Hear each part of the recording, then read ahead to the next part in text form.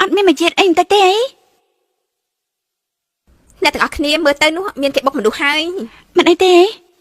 អើឡាននឹងទៀតហើយមែនទេណែតើលោកមានស្មារតីសិលធម៌ជាមនុស្សទេចេះឡានបុកមនុស្សហើយត្រូវចង់មកមើលលោកជាណាទៅសាច់ទឹកដាក់ខ្ញុំមុននេះបើមិនចាំមកខ្ញុំបដិងបលិហើយណាបើចង់ចេះដឹងរឿងអ្នកដទៃជាដំបូងនាងត្រូវមានគូក្បាលសិន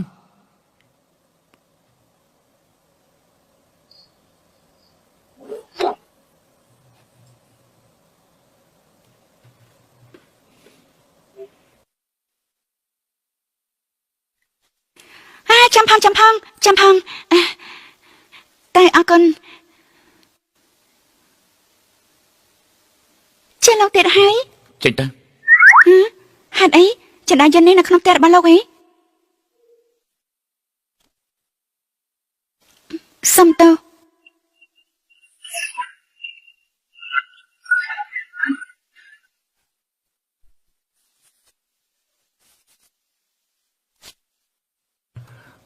យើងពិនិត្យមើលហើយគ្មានអ្វីនោះទេណាគ្រប់យ៉ាងនឹងជាឆាប់ហើយហើយលោកប៉ាដឹងខ្លួនហើយលោកប៉ាមានអារម្មណ៍ស្រួលត្រង់ណាមិនបានជាគាត់វាយខ្ញុំដឹកពិនិត្យម្ដងទៀតមកក៏ព្រៀងវិលមកព្យាបាលអត់កោតទេណែសំឡេងខ្ញុំ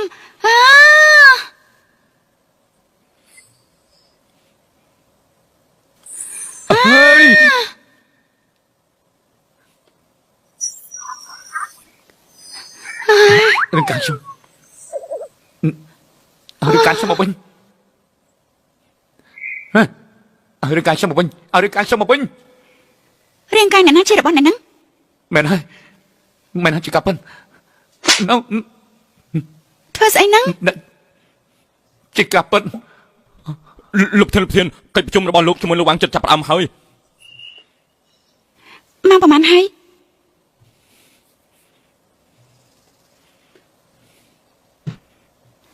ខ្ញុំមានការប្រជុំសំខាន់ត្រូវទៅជាមួយខ្ញុំហេតុអីត្រូវស្ដាប់គេអញ្ចឹងយ៉ាងម៉េចខ្ញុំមានគោលការណ៍ផ្ទាល់ខ្លួនខ្ញុំណា5សែន5សែនលើកទី1 5សែនលើកទី1ហើយដើរទៅ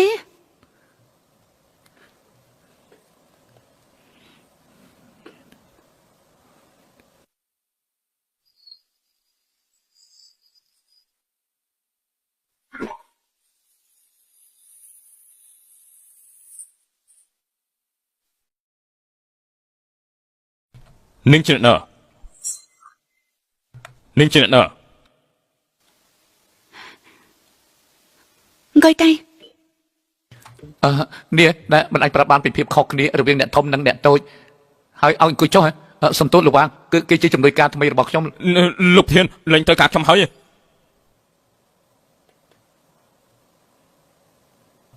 លោកអ៊ូជំនួយការថ្មីរបស់លោកមិនដឹងច្បាប់ទម្លាប់សោះមិនក៏មិនដឹងកន្លែងរបស់ខ្លួនឯងអញ្ចឹង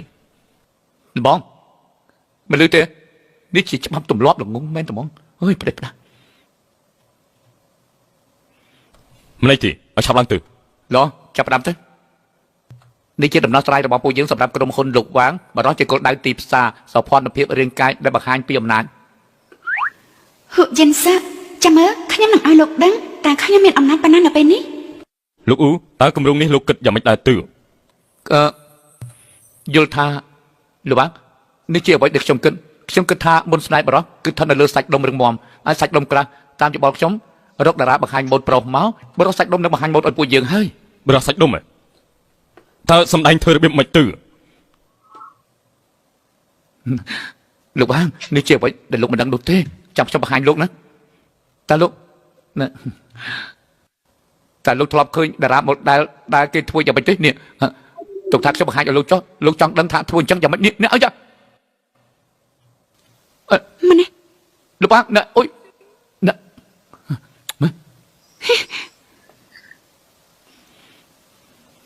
ចាំបន្តរឿងអីឲ្យការយល់ឃើញក្រែងសួរខ្ញុំពីរឿងហ្នឹងឯងតើខ្ញុំអ្នកឲ្យចេញកំណត់បាត់ហ្នឹងឯងមិនត្រូវការលុយច្រើនទៀតមែនទេឥឡូវខ្ញុំគឺជាប្រធានខ្ញុំមានលុយច្រើនខ្ញុំរីករាយនឹងធ្វើប្រធានរីករាយនឹងការបង្កបញ្ហាអញ្ចឹងមែនទេខ្ញុំក៏រីករាយទិញទម្លាក់អ្នកមកជាមួយគ្នាដែរដល់សម្លៀកបំពាក់នាងចេញដោះសម្លៀកបំពាក់នាងចេញដោះសម្លៀកបំពាក់ខ្ញុំណាចង់ដោះសម្លៀកបំពាក់ខ្ញុំដោះហុយ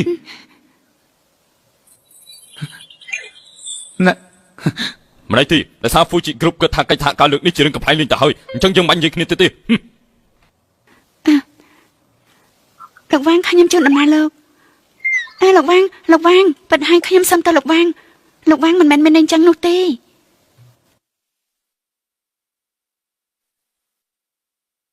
ស្រីកញ្ជ្រោងអញហ៊ានតាក់ទងគុណដណ្ដឹងរបស់យើងផងហី ហេតុអីនាងវាយនៅណាអមិនក៏វាយមុខគេ ចេនស៊ីបងហ៊ានលួងនាងបញ្ជឺអូនអីហើយស្រីខ្មៅម្នាក់នេះជាអ្នកណា នាងហ្នឹងគឺខ្មៅងាប់ បានហើយ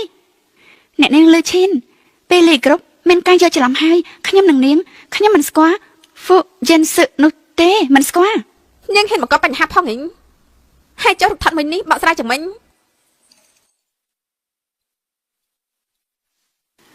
អ្នកនាងលីរូបថតគឺជារឿងដែលចៃដន្យទេប៉ុន្តែហ្វូយិនសឹមានសេរីភាពចង់ថតអ្នកណាក៏បានដែរដែលគាត់ចង់ឲ្យការភ្ជាប់ពាក្យនឹងគ្រូសាលីហ្វូយិនសឹនឹងដោះស្រាយឆាប់ៗ បានន័ នេះ យថា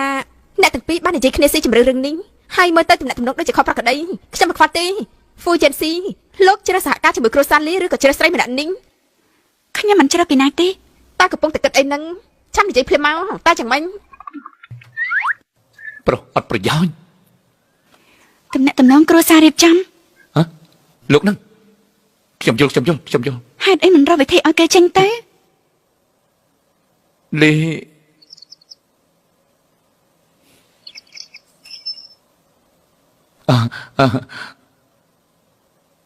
លី លីឈៀន លីឈៀនការប៉ះទៅខ្ញុំជាប្រុសឈួតនឹងស្រីហើយជាមនុស្សស្រីដែលខ្ញុំស្រឡាញ់ទាំងអស់តែអញ្ចឹងគឺជាពិសេសគឺវិញ្ញាណនាងស្អាតដូចជាទេពអប្សរហើយពីណាទៅទ្រាំបានដាស់តឿនអ្នកនាងទៅឲ្យឆ្ងាយពីខ្ញុំតិចទៅខ្ញុំគ្មានចិត្តស្មោះត្រង់ត្រឹមត្រូវជាមួយស្រីណាម្នាក់នោះទេជើងរបស់ខ្ញុំស្អុយចុងក្រោយសាវ៉ា នេះលោកច្បាស់ហើយមែនទេខ្ញុំនឹងប្រាប់លោកតាគ្រប់ពាក្យដែលលោកនិយាយថ្ងៃនេះ ខ្ញុំនឹងប្រាប់លោកតាគ្រប់ពាក្យ ខ្ញុំគឺសេទិញ អញ្ចឹងប្រាប់ខ្ញុំមកឲ្យខ្ញុំចាក់ចេញពីគេ បានអញ្ចឹងជួយខ្ញុំមកចាប់សាយរឿងទៅ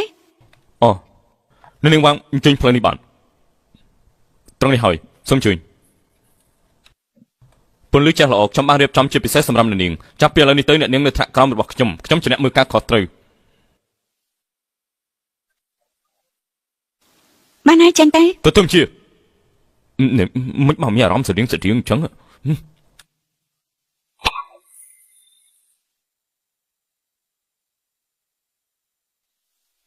គេជានាងទេ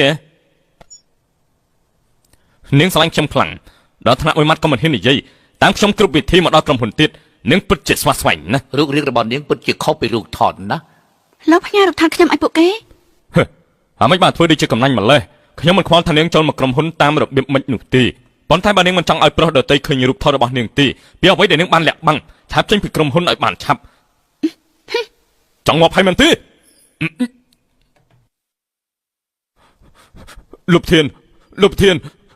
ជួយរកយុទ្ធធម៌ឲ្យខ្ញុំផងលោកធានខ្ញុំទើបដឹងថានាងជាអ្នករួមការងារថ្មីគ្រាន់តែណែនាំតិចតួចនាងក៏វាយខ្ញុំមើលស្ដាប់បង្គាប់ហ៊ានបំពេញថ្នាក់ដឹកនាំ ស្អីគេអញ្ចឹង គេត្រឹមតែជាអ្នកដឹកជញ្ជូនថាប្រទេសគេមិនដឹងថាមានការអប់រំអត់ទេគេប្រកាសចមកតាមផ្លូវក្រោយហើយ ពិតហើយមែន វ៉ាន់យ៉ាងនាងស្លាប់មិនខានទេលោកគូននិយាយហើយនាងត្រូវបណ្ដេញចេញ ខ្ញុំចង់និយាយថាគេចូលមកតាមផ្លូវក្រោយប៉ុន្តែនាងជាមនុស្សរបស់ខ្ញុំលោកមានយោបល់ស្អីទៅ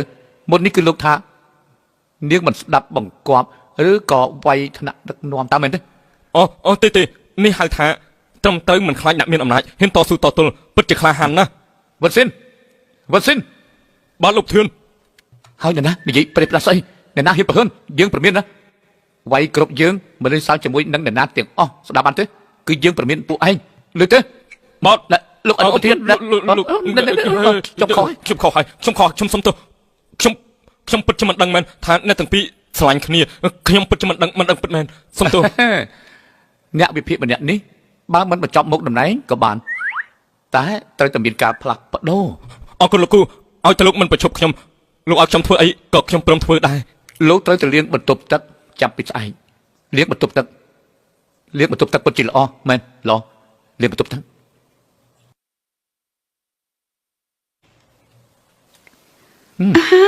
ពិតជាក្លិនក្រអូបណាស់នេះជាក្លិនផ្កាកុលាបបារាំងខ្ញុំលើថាផ្កានេះរីកតែម្ដងក្នុងមួយឆ្នាំទេ ថ្ងៃនេះទីបំផុតអ្នកបោកប្រាស់ខ្ញុំនោះគឺបានចាប់ដៃខ្ញុំហើយ ចាប់ពីថ្ងៃនេះរហូតដល់រាងកាយយើងបដូរគ្នាវិញនាងរស់នៅទីនេះហើយកុំ បង្កសម្លេងចេះចាច់ ប៉ុន្តែហេតុអីទឹកមុខរបស់គេដូចជាបានស៊ីឌីមួអញ្ចឹងពិតជាស្រស់ស្រាយមែនទែន ស្អែកនេះនាងគួរតែបញ្ឈប់គេឲ្យខ្ញុំក្រុមហ៊ុនខ្ញុំមិនត្រូវការបុគ្គលិកកំណត់កខ្វក់អញ្ចឹងទេ អញ្ចឹងខ្ញុំទៅចាប់ផ្ដើមទេខ្ញុំចង់ទុកគេដើម្បីដកសរសៃគេម្ដងមួយណែចង់ធ្វើហ្នឹង មិនទេ ទេកុំទេណែ ល្អមិនមកក៏បានសុំឲ្យខ្លួននាងទេ គឺខ្ញុំជាអ្នកមួយឲ្យ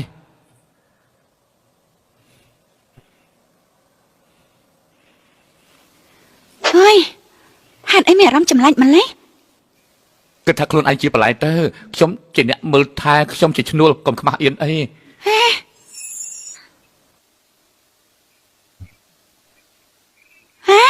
មិននរណាធ្វើអញ្ចឹងទេ យេស៊ីម៉ាំង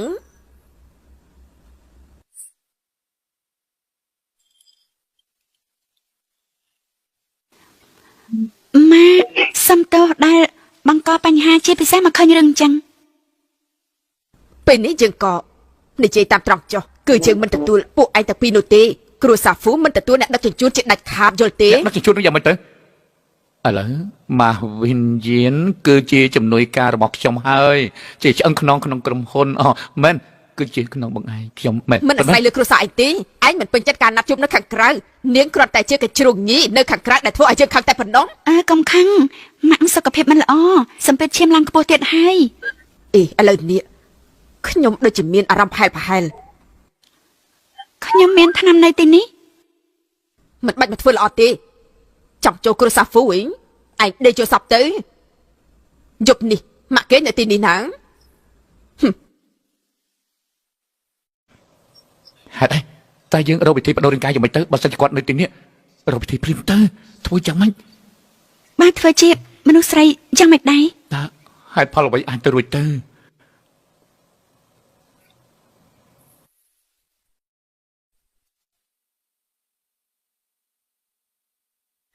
ម៉ាក់មកហើយ អូបរោះសាច់ដុំទាំងនេះមកពីណាទៅលោកអូយ មិនពិតទេខ្ទើយ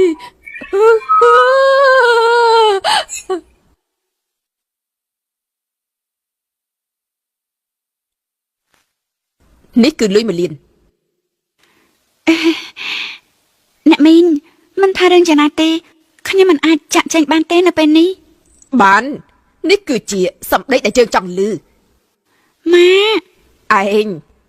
ត្រូវរស់នៅជាមួយយេនស៊ីជារៀងរហូតបានទេជីវិតសេះសាររបស់ខ្ញុំ មិន គឺ ក៏ ពឹង ភ្លា លើដៃ មៗអញ្ចឹ នា ង ង ចាំតិច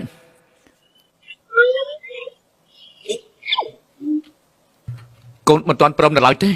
មែនហើយនាងមិនតាន់ព្រមនៅឡើយទេ បិទមាត់គ្មានអីទៀងទាត់ទេណា ម៉ា ជួយយើងតិចទៅ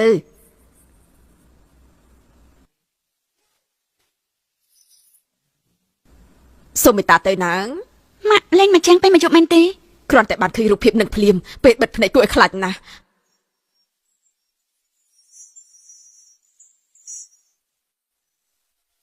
ម៉ាក់សំណពររឿងមួយបានទេសង្ឃឹមថាឯងអាចសន្យានឹងខ្ញុំបានជួយខ្ញុំម្ដងទៅណា ចាំបានអីទេ តើអាចទៅចុះសម្បត្តិអាពាហ៍ពិពាហ៍ថ្ងៃនេះបានទេថែមឲ្យ5លានទៀត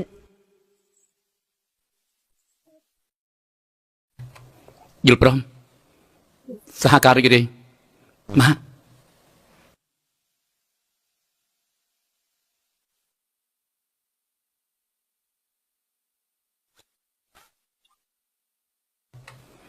រូបថតនេះគឺអាក្រក់មើលមែនទែនអ្នកថតរូបនេះបើផ្នែកធំៗឲ្យចុះនេះមិនក៏បាត់ផ្នែកអញ្ចឹងតើខ្ញុំនឹងស្លាប់ទេបើខ្ញុំធ្វើសោះញ៉ៃញ៉ៃនេះ ហេតុអីយកប្រមរៀបការ រៀបការមកពីខ្ញុំស្រឡាញ់ ខ្ញុំដូចជាចាប់ផ្ដើមកិច្ចសហការត្រូវយល់ពីបំណងដៃគូ ចង្រៃយក និយាយអី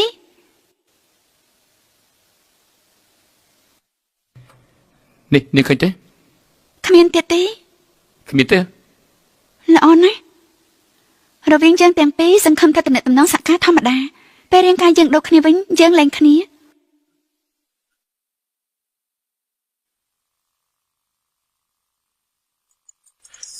អ្នកនាងវៃស្ថានភាពម៉ាក់របស់អ្នកនាងកាន់តែយ៉ាប់យ៉ឺនហើយសូមមកមន្ទីរពេទ្យជាមិនទាន់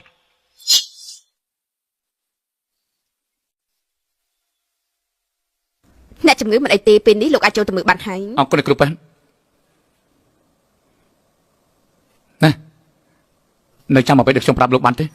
ណានៅចាំគ្រប់យ៉ាងបានល្អទេ រឿងច្រើន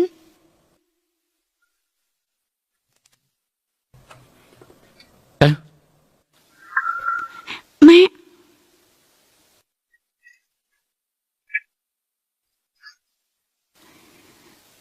មានអារម្មណ៍យ៉ាងណាដែរម៉ាក់ភាសាឡើងទេយិនម៉ាក់មិនអីទេកុំបារម្ភអីគេគឺ ខ្ញុំជាប្រធានរបស់នាងយើងជួបគ្នានៅតាមផ្លូវយើងក៏មកជាមួយគ្នា ជាប្រធានណាយិនរបស់យើងជាក្មេងមិនសំណាង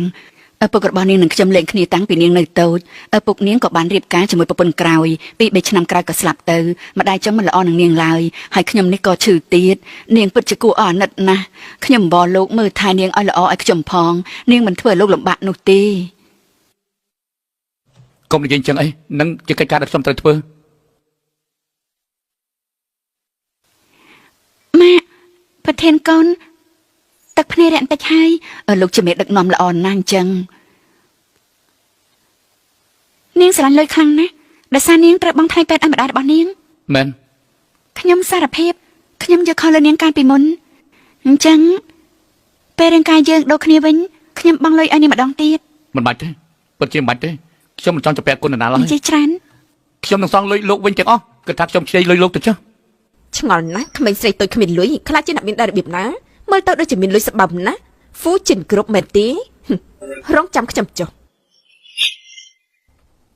នេះគឺវូក្រុមវិនចានឥឡូវនេះខ្លាចជាមនុស្សដែលមានប្រជាប្រិយភាពនៅចំពោះមុខលោកប្រធានទៅហើយ គឺថាក្នុងមួយឆ្នាំរកលុយបានច្រើនណា ហេមិនចឹងទាំងអស់ទេយ៉ាងតិចគឺ1លាន កូនប្រុសមកជាមួយម៉ាក់ហើយទៅរកលុយទេ ក្មេងតូចកុំគិតថាខ្ញុំមិនអាចធ្វើអីនាងបានដោយសារមានអនុប្រធានជាក្នុងមួយឯង កូនស្រីដែលអកតញ្ញូលើលោកបោះបង់គ្រួសារមិនគិតពីឪពុកម្ដាយមិនខ្វល់ខ្វាយពីបងប្អូនគ្មានលុយ មានរឿងអី បានជួបនឹងអ្នកមានហើយមែនទេលែងស្គាល់ខ្ញុំជាគ្រួសារហើយខ្ញុំប្រាប់នាងឲ្យលុយខ្ញុំ1លានថ្ងៃនេះដរាបណាបានលុយខ្ញុំនឹងចេញទៅភ្លាមមិននៅទេទេ ត្រូវធ្វើយ៉ាងម៉េចទេ ណែខ្ញុំសូមប្រាប់ណាចាញ់ចេញពីទីនេះបានឆាប់ទៅឥឡូវព្រាមទៅមិនចឹងខ្ញុំហៅប៉ូលីស ហៅប៉ូលីសហីអញ្ចឹងហៅទៅឆាប់ហៅឥឡូវភ្លាមមកខ្ញុំសុំលុយកូនស្រីបង្កើតខ្ញុំមិនខុសច្បាប់នោះទេមែនទេ ខ្ញុំគ្មានលុយទេ គ្មានលុយទេមែនទេត្រូវតែឲ្យលុយនាងចម្ពាក់យើង1លានមុនពេលប្អូនប្រុសនាងរៀបការចាប់ពីឥឡូវទៅបើមិនចឹងទេនោះយើងនឹងមករករឿងនាងនៅថ្ងៃនេះរាល់ថ្ងៃមិនឲ្យនាងរត់ខ្លួនឡើយ មានរឿងអីទៅលោកអ៊ូយិនបោកប្រាស់មែនទេគ្រួសារនាងសុទ្ធតែជាមនុស្សមិនល្អនាងមកគឺដើម្បីតែលុយរបស់លោកនោះទេយល់អស់បបងនាងទៅដេញនាងចេញទៅមនុស្សបែបនេះមិនគួរទុកទេ កន្លែងមួយនឹងនរណាជាប្រធានប្រាក់ខែរបស់បុនយ៉ាគឺត្រូវផ្ទេរមកក្នុងកាតនេះចាប់ពីឥឡូវនេះទៅហេតុអីទៅព្រោះខ្ញុំជាបងប្រុសគាត់ណាបើឯងមិននិយាយខ្ញុំគិតថាឯងជាប្រធានភូមិចុះបើខ្ញុំជាប្រធានឯងចង់យ៉ាងម៉េចមើលទៅឯងមានទំនុកចិត្តខ្ពស់ណាស់រឿងចម្រិតទាលុយមនុស្សនេះណាមានខួរក្បាលល្ងងងើមតភ្ញាក់ទេឯងជិះណាក៏មិនចេះខ្វល់រឿងគេថាបើសិនជាឯងមានមហិច្ឆតាខ្លះនោះមិនអីទេខ្សែកធំធំបែបនេះភ្នែកតូចតូចឯងអាចនិយាយជាមួយម្ដាយឯងពីរឿងបែកភ្នែកគេដែរទេហ៎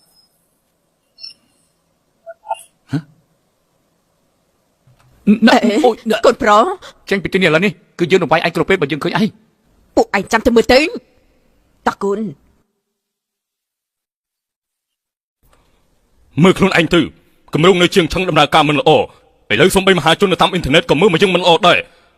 លោកអនុប្រធានគ្រាន់តែស្រីម្នាក់ដើម្បីតែការសប្បាយខ្លួនឯងមិនបាច់ធ្វើឲ្យក្រុមហ៊ុនរបស់យើងមានការពិបាកនោះទេ មិនអាចយកក្រុមការនៅជាងឆឹងបានឯងបោះបង់ចោលទៅហ៎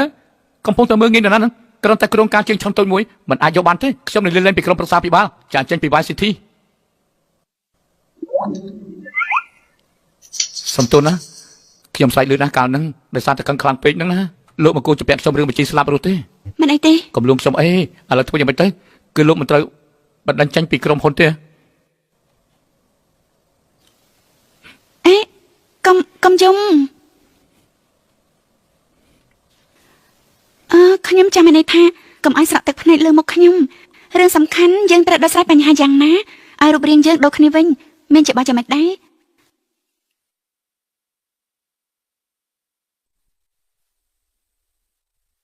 មានច្បល់យ៉ាងម៉េចដែរ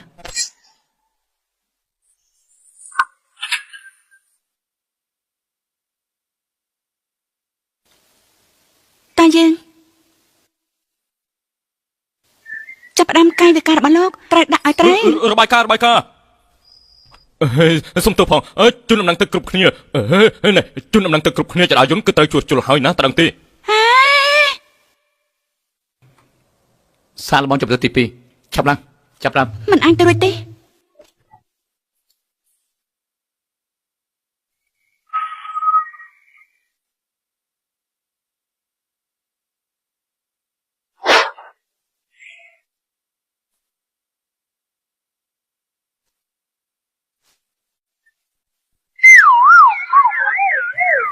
ឥឡូវនៅស្លងជំរឿនចុងក្រោយទៅមួយគុណថើបគ្នា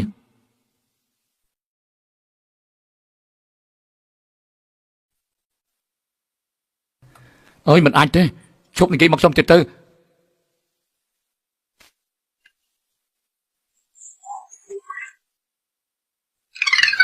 លោកមិនអាចធ្វើឲ្យគ្រប់យ៉ាងត្រឡប់ទៅសភាពដើមបានទេ នាងពិតជាមិនគួរឲ្យទុកចិត្តឥឡូវរូបមន្តចុងក្រោយស្អីគេ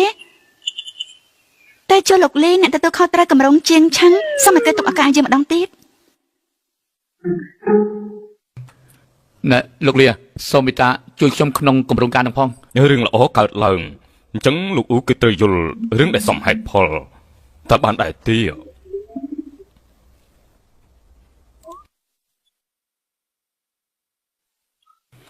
ធ្វើមិនទេ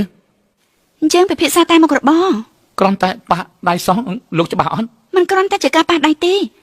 យ៉ាងណាក៏ខ្ញុំមិនឲ្យនាងរងអយុត្តិធម៌ដែរនាងមិនអាចខុសនឹងខ្លួនឯងឡើយ ខ្ញុំមិនអីទេម្យ៉ាងនេះគឺរឿងកាយរបស់លោក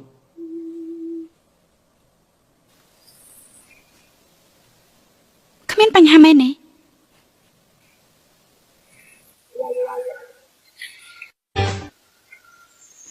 នេះជារឿងដែលត្រូវការឡើងបន្ទាប់ កុំរំខានការងាររបស់ខ្ញុំសូមទោសដាក់រងចាំបែបនេះ សិវណ្ណាខ្ញុំមានកិច្ចការនៅការិយាល័យនាងជួយទៅយកខ្ញុំបន្តិចទៅបានទេកិច្ចសន្យានឹងខ្ញុំត្រូវចុះហត្ថលេខាភ្លាមតើបានដែរទេ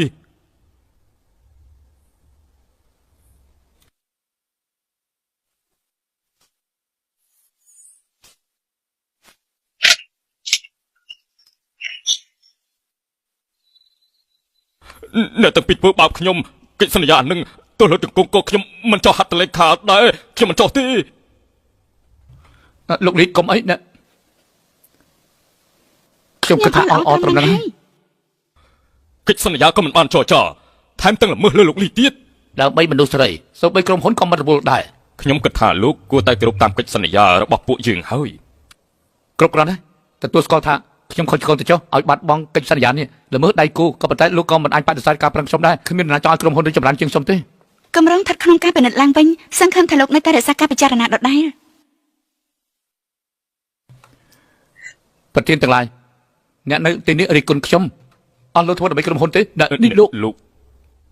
អ្នកត្រូវធ្វើយ៉ាងម៉េចទៅសម្ដីមិនក៏រំជើលចិត្តយ៉ាងនេះខ្ញុំស្ទើរតែស្រក់ទឹកភ្នែកទៅហើយលោកពូបានបង្រៀនពួកយើងច្រើនដងហើយត្រូវស្គាល់ពីកំហុសរបស់ខ្លួនឯងយើងមិនគួរប្រឡែងដៃពីក្រុមហ៊ុនទាំងស្រុងទេធ្វើឲ្យមានរឿងរ៉ាវនេះកើតឡើងមិនល្អនោះទេ សិច្ចបងលោកជាពូរបស់ Fujianse ខ្ញុំចង់ហត្ថលេខារួចហើយជាគម្រោងដែលអាចជំនួសគម្រោងជាងឆាំងបានទាំងស្រុងហានិភ័យគឺកម្រិតទាប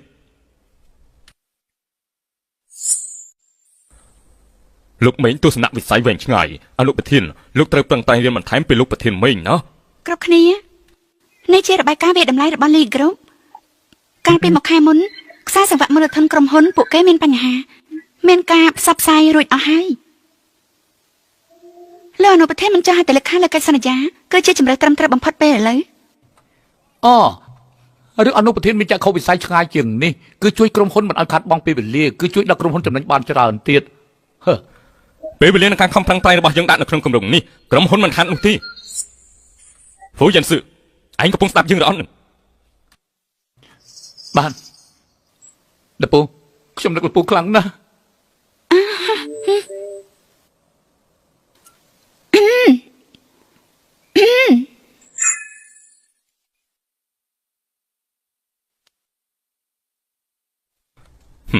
ស្រីស្អាតខានជប់គ្នាយូរហើយ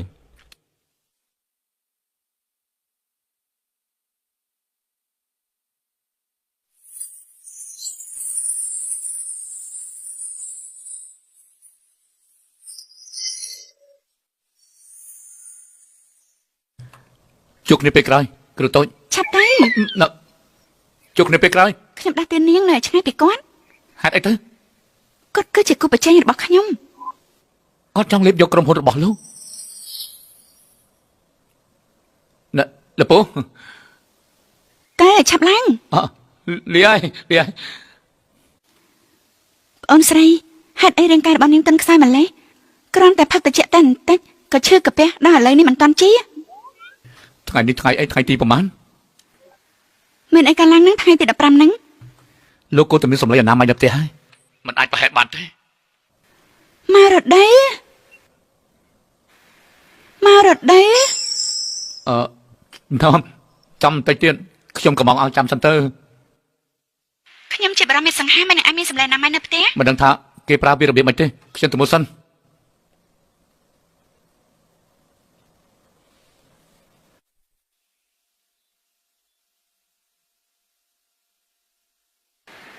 ក្លិនកុលាបបារាំងក្រអូបរបស់គេណាស់តែហើយ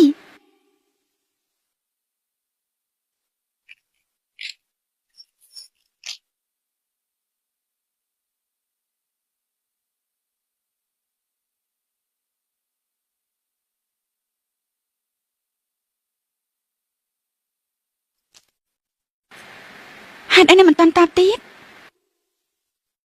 លុបចេញលុបចេញលុបចេញលុបចេញលុបចេញហ៎ខ្ញុំមិនអាចផ្ញើទៅលពបែបនេះទេ ខ្ញុំមិនដឹងថាគេប្រើវារបៀបម៉េចទេខ្ញុំទៅមុនសិនស៊ីស៊ូហេតុអីអញមកទីនេះ វិញ្ញាណខ្ញុំធ្វើស៊ុបឲ្យនាង ស៊ុបហ៎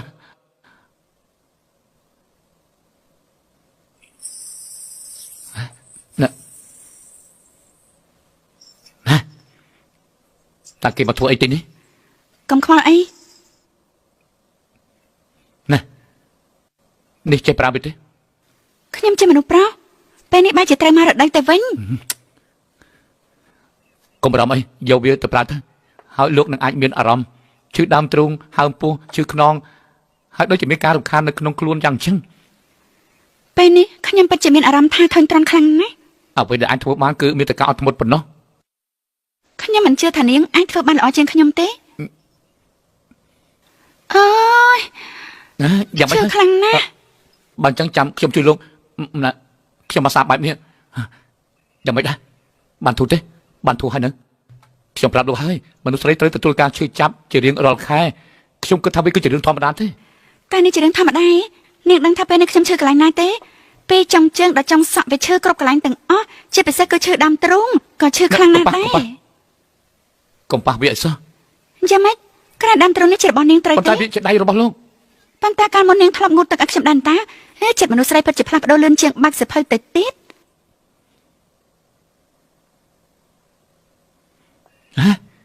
សិស្សច្បងមកផ្ញើសារមកហើយអើណែឲ្យខ្ញុំណែឲ្យខ្ញុំ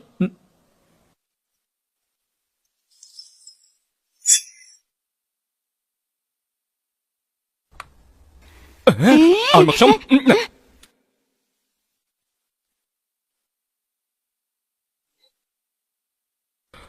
នាងបាត់ឈឺពោះហើយនៅ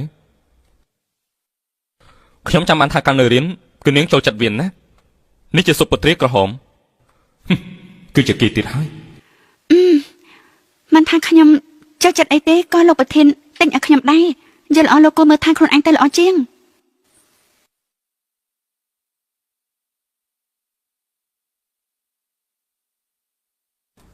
ឆា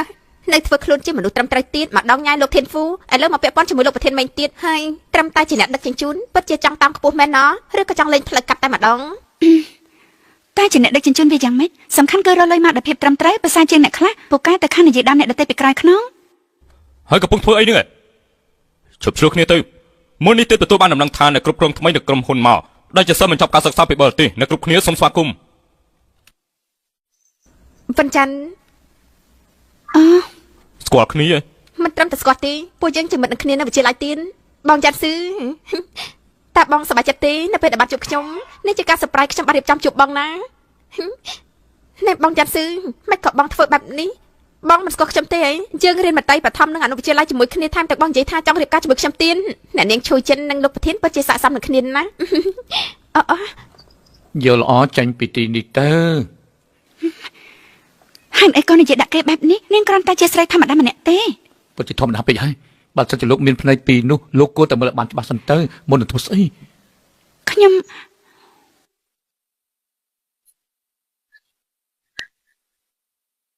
វិនច័ន្ទខ្ញុំមិនលើកលែងឲ្យនាងងាយទេ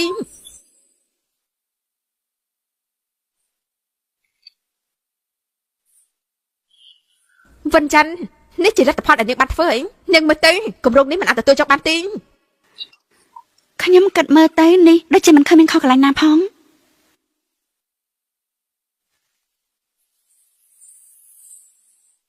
តើនាងមិនគិតថាហេតុអីចាំស៊ឺមិនចូលចិត្តនាងទេខ្ញុំហើយនឹងគាត់ធំឡើងជាមួយគ្នាខ្ញុំស្គាល់គាត់ច្បាស់ណាស់គាត់គ្រាន់តែលេងសើចជាមួយនាងតែប៉ុណ្ណោះ តែនាងពិតជាស្គាល់គាត់ច្បាស់មែននេះ បាននាងហ៊ានតែតាក់ទាញបងចាំស៊ឺមកដល់ទៀតកុំបន្ទោសខ្ញុំថាគ្មានមេត្តាអសង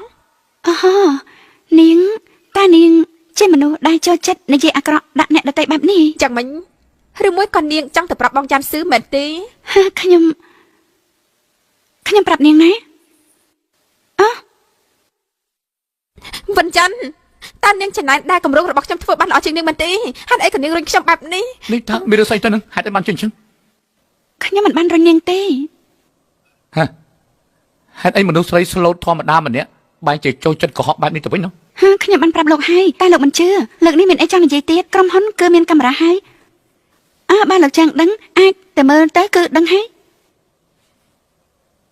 មិនអីនោះទេណាងត្រឹមតែប៉ុណ្្នឹងចាត់ទុកថាជាការយកច្រឡំទៅចុះណាង បាទទុកថាមនុស្សល្អសុំទោសគេទៅចុះតែលោកមិនចង់ធ្វើអ្វីខ្លះទេ ក៏បាន វិនច័ន្ទចាត់ទុកថានេះជាការសំទោសរបស់ខ្ញុំចំពោះនាងតែចុងខ្ញុំជូនខ្សែកនេះឲ្យនាងនេះជាម៉ូតខ្ញុំចូលចិត្តណាស់ថ្ងៃអាទិត្យនេះមានការជំនុំនាងកុំភ្លេចទៅអីសោះណាង បាទបញ្ចប់រឿងនេះទៅហើយមកតាមខ្ញុំមានការចង់ពិភាក្សា ខ្ញុំចូលចិត្តខ្សែកនេះណាបែរជាឯងប្រកល់ទៅឲ្យមិត្តខ្លាំងៗនោះទៅវិញមើលចុះ អញក៏ទិញរបស់ខ្លាំងៗមួយទៅ ហ៎ វិនច័ន្ទថ្ងៃស្អែកនេះខ្ញុំនឹងធ្វើឲ្យនាងបាក់មុង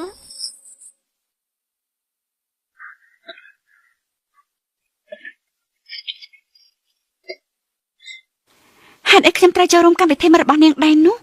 ដោយសារតែពេលនេះលោកគឺជាខ្ញុំម្យ៉ាងទៀតខ្ញុំក៏បានធ្វើការជំនួសលោកដែរវាសំហេតុផលហើយដែលនាងត្រូវជំនួសខ្ញុំនោះត្រូវអត់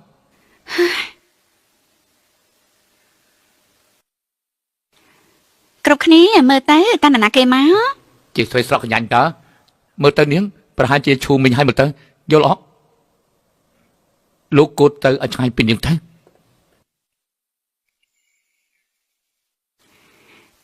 វិនច័ន្ទពេលជួបមិត្តរួមថ្នាក់នាងគួរតែនិយាយថាសួស្ដី ពេលនេះមកជុំគ្នាអស់ហើយឆាំគួរចុះទៅ វិនច័ន្ទខ្សែករបស់នាងណាដូចជារបស់ឈូយិនណាតែខ្ញុំមើលទៅរបស់នាងដូចជារបស់ខ្លាំងខ្លាយឬក៏ខ្លាំងខ្លាយពិតមែន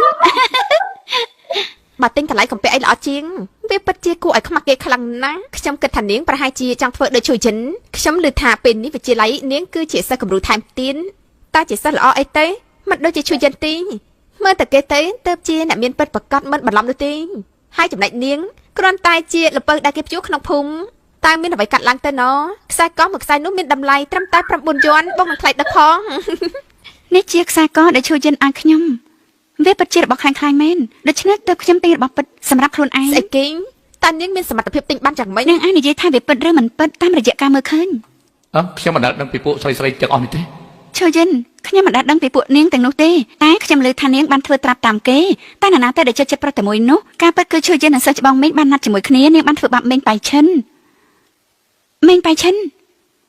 ទោះបីជានៅសាលានាងក្មេងជាងគេពិតមែនប៉ុន្តែនាងក៏មិនអាចទៅដណ្ដើមមិត្តប្រុសអ្នកណាបាននោះទេបែរជាឲ្យពួកគេបែកគ្នាពិតមែនហើយខ្ញុំឮថាប៉ាម៉ាក់នាងក៏លែងគ្នាឬមួយក៏នាងចង់ធ្វើដូចគ្នាទើបមិនអាចទ្រាំមើលមនុស្សស្រឡាញ់គ្នាបាន រឿងពីមុនកប់ចោលទៅហើយហេតុអីពេលនេះនាងមិនទៅតាមឆ្លាញ់គាត់ម្ដងទៀតទៅ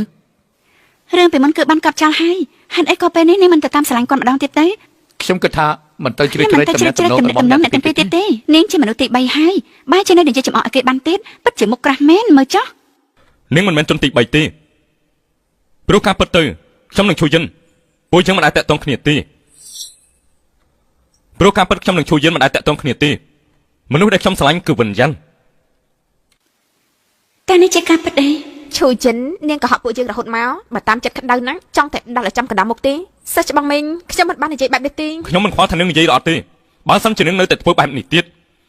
ប៉ារបស់នាងលោកឈូនឹងទៅដកតំណែងជាមិនខានទេស្ដាប់បានដែរទេ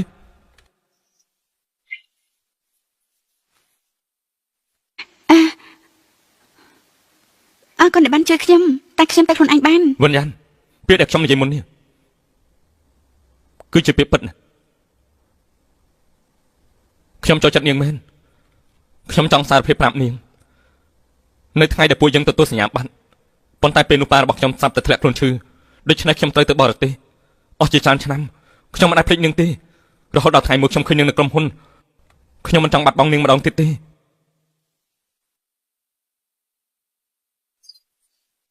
អាឡូ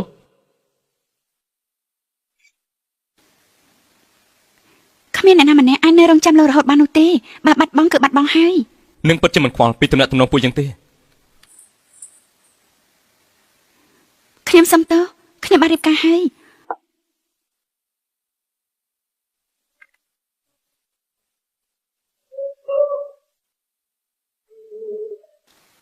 ហេតុអីក៏ថ្ងៃនេះសប្បាយចិត្តម្ល៉េះ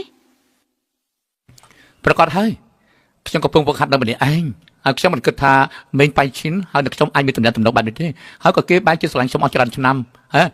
នៅពេលដែលគេបដូររាងកាយគ្នាពួកយើងលែងលះទៅនោះខ្ញុំអាចនៅជាមួយសិស្សច្បងមេងម្ដងទៀតហើយអូយបំភ័យខ្ញុំស្លាប់ហើយនេះមេងបៃឈិនមេងបៃឈិនមេងបៃឈិនមេងបៃឈិនមេងបៃឈិនអូណា នេះជាស្រារបស់ខ្ញុំមិនឲ្យផឹកទេ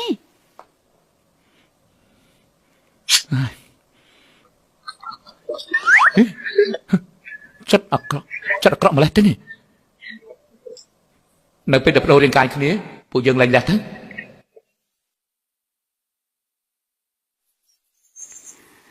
ប្រែទៅប្រែមកខ្ញុំកេងមិនលក់ទេថ្ងៃនេះខ្ញុំខំព្យាយាមទៅចូលរួមកម្មវិធីមួយរបស់នាង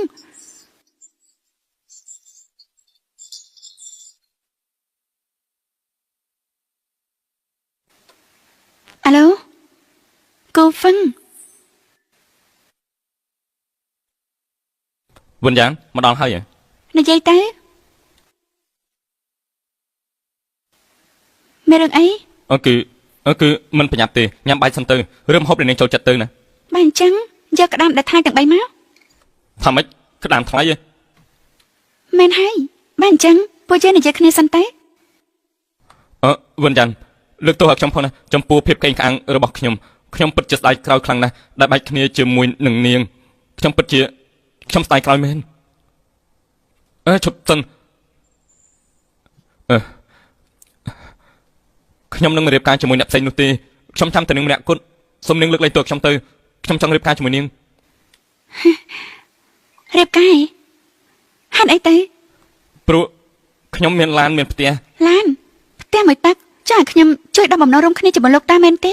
បើអញ្ចឹងមិនបាច់រៀបការក៏បានដែរតែនាងអាចជួយខ្ញុំបានទេនាងនៅស្និទ្ធជាមួយនឹងលោកប្រធានហ្វូយ៉ាងនេះអាចជួយនិយាយជាមួយគាត់ឲ្យខ្ញុំផងបានទេជួយនិយាយល្អពីខ្ញុំខ្លះទៅណា តែនេះជាហេតុផលពិតប្រាកដដែលលោកហៅខ្ញុំមកជួបថ្ងៃនេះ សូមជួយខ្ញុំផងទៅនឹកឃើញរឿងល្អៗរបស់ពួកយើងផងទៅណាសូមជួយខ្ញុំផង ខ្ញុំពិតជាមិនដឹងរឿងអ្វីដែលបានកើតឡើងនោះទេប៉ុន្តែពេលនេះខ្ញុំគ្រាន់តែមិនចង់ឃើញឆ្កែមកក្បាល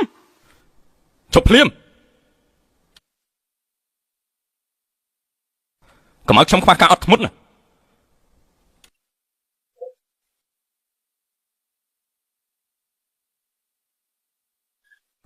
កាលពីមុននៅពេលពួកយើងស្លាញ់គ្នានាងមិនដែលឲ្យខ្ញុំថើបនាងនោះទេ ខ្ញុំប្រមានលោកកុំចោលមកឲ្យសោះ កាលពីមុនខ្ញុំមិនដែលហ៊ានប៉ះនាងនោះទេតែពេលនេះមិនដូចគ្នាទេ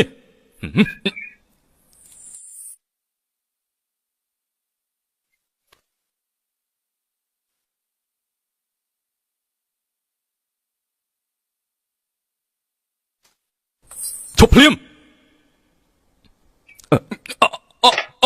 អុយនាងមិនអីទេមែនទេមិនអីទេ ណានាង อย่าไม่ให้มันไอ้เต้อย่าไม่ให้ខ្ញុំខំតែភ័យ វិនយ៉ាន់ខ្ញុំនឹងប្តឹងនាងនឹងធ្វើបាបខ្ញុំដោយចេតនានាងត្រូវចេញថៃព្យាបាលឲ្យខ្ញុំ អើហេតុអីទៅខ្ញុំប្រាប់ឯងណានៅទីនេះគឺមានកាមេរ៉ាខ្ញុំនឹងប្តឹងឯងពីបទចាប់រំលោភ អីអូយ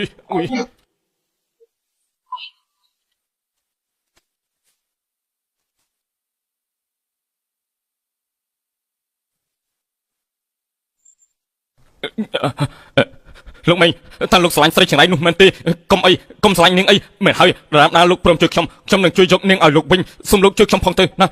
សូមលោកជួយខ្ញុំផងបានទេលោកគិតថារឿងរៀបការខ្ញុំត្រូវការលោកជួយដែរចាប់ពីពេលនេះតទៅលោកគ្មានកន្លែងឈរជើងទៀតទេលោកមីង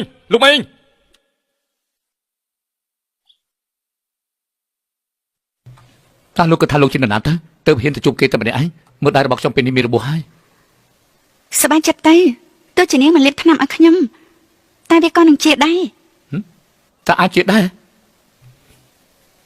តើបារម្ភពីខ្ញុំហ៎ ខ្ញុំគ្រាន់តែបារម្ភពីរាងកាយរបស់ខ្ញុំប៉ុន្តែខ្ញុំមិនគិតថាថ្ងៃនេះស្រីច្បងមេងក៏បានមកជួយខ្ញុំហើយនៅពេលនោះគឺគាត់បានទាត់ទ្វារយ៉ាងខ្លាំងជាមនុស្សប្រុសត្រូវតែរឹងមាំចឹងហើយហេតុអី យល់ល្អនាងគួរតែបោះបង់កំណត់នេះចោលទៅសិស្សច្បងរបស់នាងគ្មានថ្ងៃអាចនៅជាមួយនាងបាននោះទេ ហេតុអីទៅ ព្រោះខ្ញុំបានបង្ហាញសភៅរៀបការឲ្យគេមើលហើយនឹងហាមគេឲ្យនៅឆ្ងាយពីខ្ញុំព្រោះខ្ញុំមានប្តីហើយ មានប្តីគូទៅលាបឲ្យខ្លាំង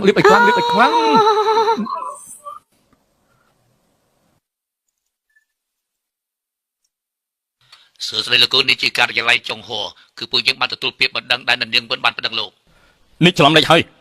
កុំតែមកខ្ញុំទៀតណាលោកមីងនេះគេបានប្តឹងខ្ញុំហើយគេប្តឹងខ្ញុំពិតមែនជារឿងរបស់លោកទេ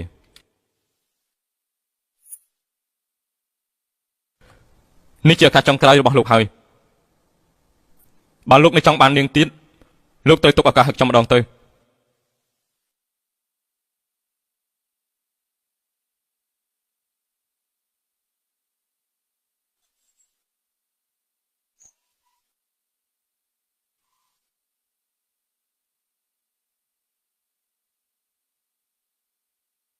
សួស្តីវិនចាន់អូមែនហើយលោកប្រធានបានមករកនាងច្រើនដងហើយខ្ញុំមកដើម្បីទៅរកនាង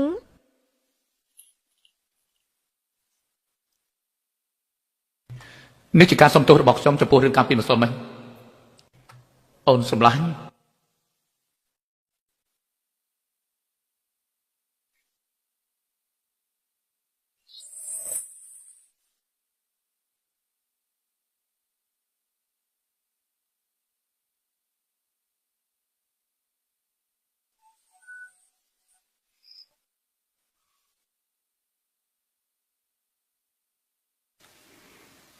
គ្មានអ្នកណានៅចាំរហូតនោះទេបើបាត់បង់គឺបាត់បង់ហើយ នាងពិតជាមិនទុកឱកាសឲ្យខ្ញុំម្ដងទៀតទេមែនទេ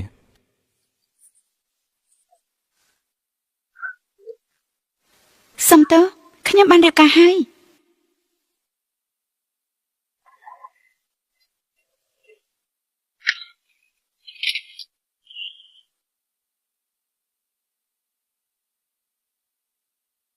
ថ្ងៃនេះលោកប្រធានមានការណាត់ញ៉ាំអាហារជុំគ្នាគឺត្រូវកក់សន្តាគារមួយនេះបាទ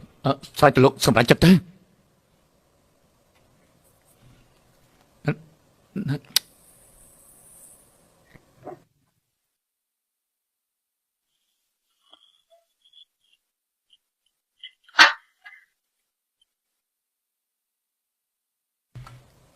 មានមនុស្សទេ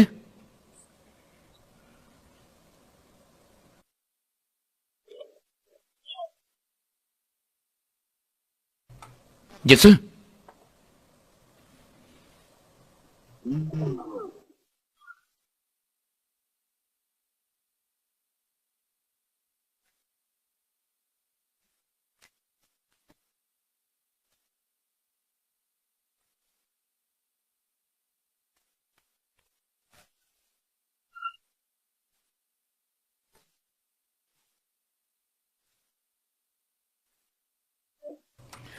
Alo,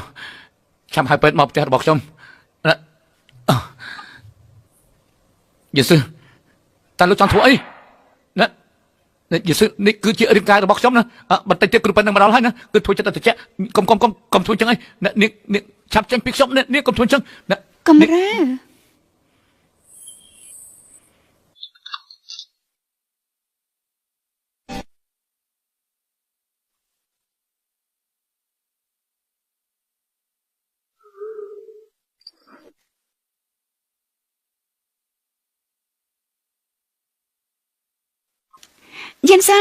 យិនសាពួកយើងបដររូបរាងគ្នាហើយ តើដោយសារការថើបការប្រយុទ្ធមិញមែនទេ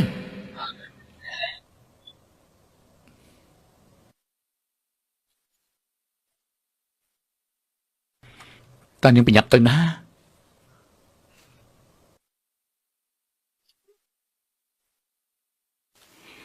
តែបំផាត់ដឹកដាំហើយ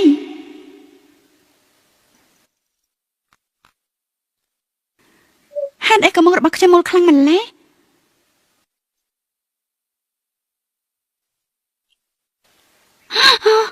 ឡើង6គីឡូអើយយិនសា ខ្ញុំមានអារម្មណ៍ដូចជាបាត់អ្វីមួយយ៉ាងចម្លែកមែនទែនប្រហែលជាដោយសារធ្វើជាស្រីយូរពេកទៅដឹង លោកធានកាហ្វេរបស់លោកបង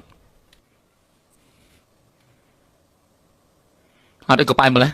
នោះគឺលោកជាអ្នកប្រាប់ខ្ញុំខ្លួនឯងថាលោកមិនចូលចិត្តកាហ្វេល្វីងទេចាប់ពីថ្ងៃនេះកាហ្វេដែលត្រូវបន្ថែមស្ករនិងទឹកដោះគួរច្រើន យកទៅប្រូចចេញទៅ អូបាទពិតជាប្លែកណាស់ស្រាប់តែផ្លាស់ប្ដូរលឿនបែបនេះ ឬឯងគិតថាខ្ញុំគឺជាមនុស្សដែលរឿងច្រើនមែនទេ អូមិននឹងអាចទៅខ្ញុំជាជំនួយការលោកប្រធានត្រូវតែលះបង់ការពារលោកប្រធានខ្ញុំនឹងទៅភ្លាម ឯណាប៉ុន្តែហេតុអីក៏នាងផ្លាស់ប្ដូរគ្រប់យ៉ាងបែបនេះ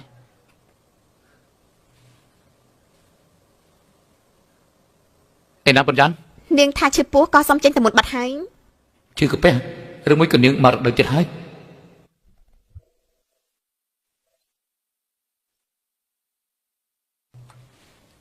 បុនយ៉ានតានាងស្រួលមែនទេខ្ញុំដាំបបរក្តៅឲ្យនាងបុនយ៉ានឬមួយក៏នាងឈឺខ្លាំងពេកដល់ថ្នាក់ដួលសន្លប់បាច់ទៅដឹង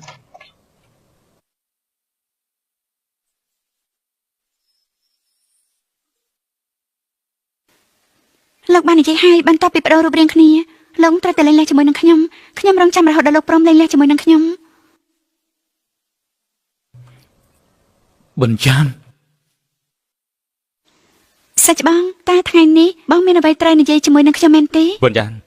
ពេលនេះស្ថានភាពប៉ាខ្ញុំធ្ងន់ធ្ងរណាស់ខ្ញុំត្រូវត្រឡប់ទៅអាមេរិកវិញប្រហែលជាមិនបានត្រឡប់មកវិញទេតើនាងព្រមទៅជាមួយខ្ញុំទេ សាច់បងបានដឹងហើយខ្ញុំមិនសូវពូកែភាសាទេបើខ្ញុំទៅអាមេរិកជាមួយនឹងបងគឺខ្ញុំអាចធ្វើអ្វីបានទៅទោះជាខ្ញុំចាប់អារម្មណ៍តែខ្ញុំក៏ចាំមានសមត្ថភាពធ្វើការដោយខ្លួនឯងដែរ នាងមិនចាំបាច់ធ្វើការទេខ្ញុំចិញ្ចឹមនាងបាន តើបងអាចចិញ្ចឹមខ្ញុំរហូតបានដែរ ហេតុអីមិនបាន សាច់បងខ្ញុំទទួលស្គាល់ការប្រមុនខ្ញុំពិតជាចូលចិត្តបងមែនបើសិនជាពេលនោះខ្ញុំមានឱកាសបែបនេះខ្ញុំប្រកាសជាសម្រេចចិត្តទៅជាមួយបងប៉ុន្តែបន្ទាប់ពីខ្ញុំបានជួបមនុស្សម្នាក់គេប្រាប់ខ្ញុំថាខ្លួនឯងគឺមិនដែលខុសទេបើខ្ញុំទៅអាមេរិកជាមួយនឹងបងអនាគតហិរញ្ញវត្ថុរបស់ខ្ញុំត្រូវពឹងទៅលើបងទាំងស្រុងបន្ទាប់មកខ្ញុំនឹងក្លាយទៅជាអំណាចរបស់បងមិនមែនជាខ្លួនឯងទៀតទេ ម្នាក់នោះគឺហ្វូយិនស៊ឺមែនទេខ្ញុំចាញ់ហើយ សាច់បងបើបងគ្មានការអីទៀតទេខ្ញុំសុំតែមុនហើយ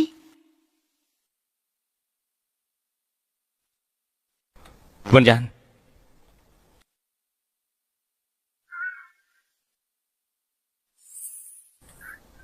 សុំទោ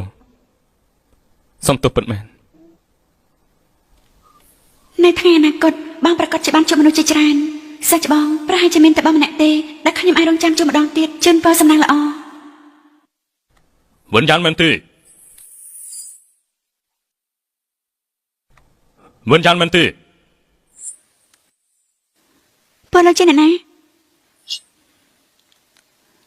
ខ្ញុំមិនដែលបានខ្ចីលុយពួកលោកទេលោកច្រឡំមនុស្សហើយ ចាំងចង់វិនចំអាក់របស់នាងមែនទេវិនអ៊ីហាងចាប់អូនប្រុសរបស់នាងពួកគេប្រាប់ខ្ញុំឲ្យមកយកលុយពីនាងគឺលុយដែលពួកគេជំពាក់ខ្ញុំណាតែនឹងដែរទេឲ្យមក ខ្ញុំមិនមែនជាអ្នកខ្ចីលុយមិនមែនជាហត្ថលេខារបស់ខ្ញុំអ្នកណាខ្ចីក៏ទៅទាពីអ្នកនោះទៅ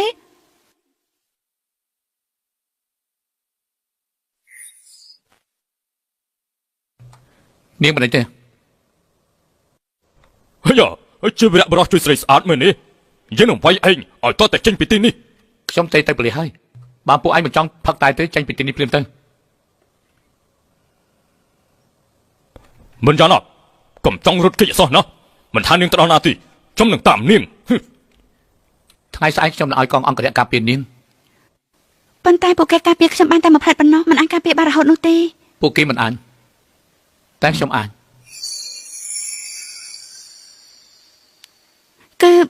គឺលោកអាចឲ្យខ្ញុំខ្ចីលុយខ្លះបានទេសំបណា អ្នកមាន បងខាងត្បូង អេខ្ញុំលើតែកូនប្រុសឯងរៀបការពីថ្ងៃមុនមិនយូរទេប្រកាសជាខ្លាចជាយាយគេតើមានទទួលបានបណ្ណាការលុយនឹងផ្ទះដែរទេ ខ្ញុំប្រកាសជាមានហើយគឺខ្ញុំណាបានខ្ចីលុយគេរហូតដល់ទៅ1លានឯណោះគឺដើម្បីឲ្យកូនប្រុស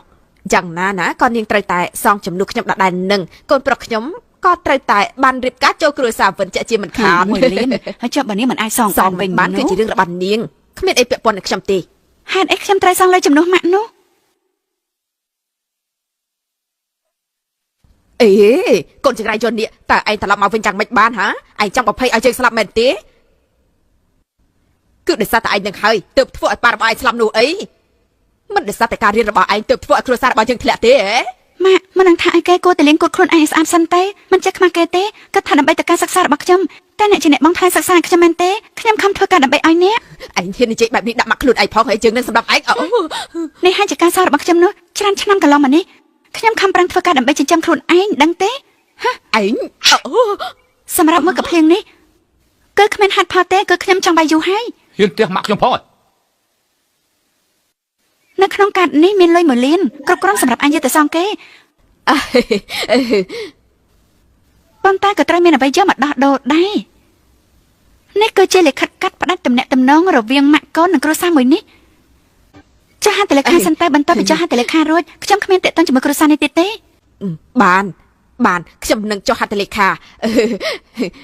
អើយកូនប្រុសនេះពួកយើងលែងពិបាកទៀតហើយហត់ណែរួចហើយ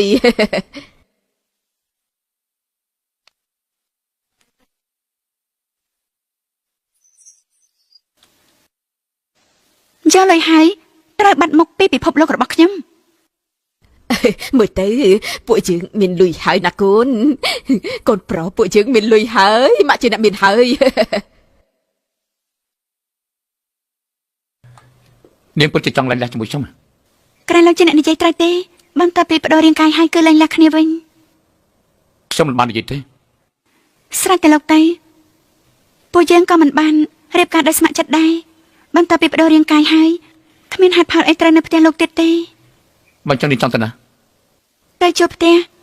តែខ្ញុំអាចទៅណាបានទៀតធ្វើអីនឹង យ៉ាន់ស៊ឺ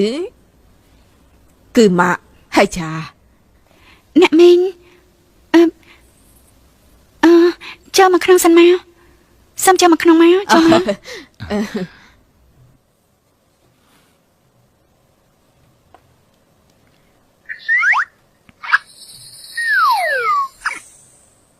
តើពួកឯងទាំងពីរអត់អីទេហី គឺគ្មានអីទេ ណែម៉ាក់ដឹងថាគេរំខានឯងតាមមែនគឺថាធម្មតាមែនដែរទេ ពិតជាធម្មតាណា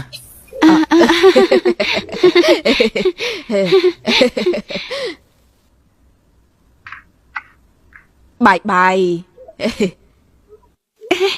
នេះខ្ញុំដកដង្ហើមរួចទេពិបាកដកដង្ហើមណាស់ ម៉ាក់កំពុងតែនៅទីនេះចុះបើគាត់ដឹងរឿងរបស់យើងពីរនាក់តើគិតយ៉ាងម៉េចទៅ បើអញ្ចឹងខ្ញុំទៅចាក់សាបន្ទប់យិនសើពួកយើងបដូររូបរួចហើយ តើរូបរាងគេបដូរបន្ទាប់ពីថើបការពីយប់មិញហ្នឹងហ៎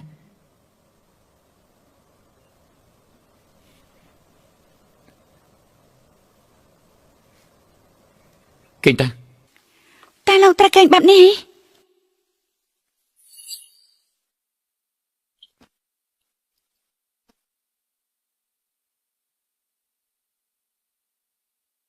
តើអញកាត់អីនឹងមើលទៅមុខដូចជាកង្វល់ខ្លាំងម្លេះ សេស៊ីអញធ្លាប់និយាយពីរឿងភាគរ៉ូមែនទិកក្នុងធីវីនៅពេលដែលប្រុសនិងស្រីរៀបនឹងថាបគ្នាតែស្រាប់តែខាងប្រុសផ្ដាច់ខ្លួនចេញតាមមកពីមូលហេតុអីទេ នេះឯងហើយនឹងលោកប្រធានដល់ដំណាក់កាលនេះហើយអី គ្មានទេខ្ញុំនិយាយពីរឿងក្នុង TV ទេ បាននៅក្នុង TV នៅពេលដែលមនុស្សប្រុសមានខ្យល់ដង្ហើមមិនល្អត្រូវទេ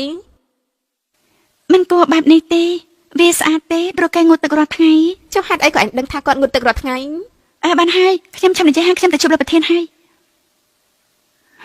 ឯនេះគួរឲ្យស្អប់ណាស់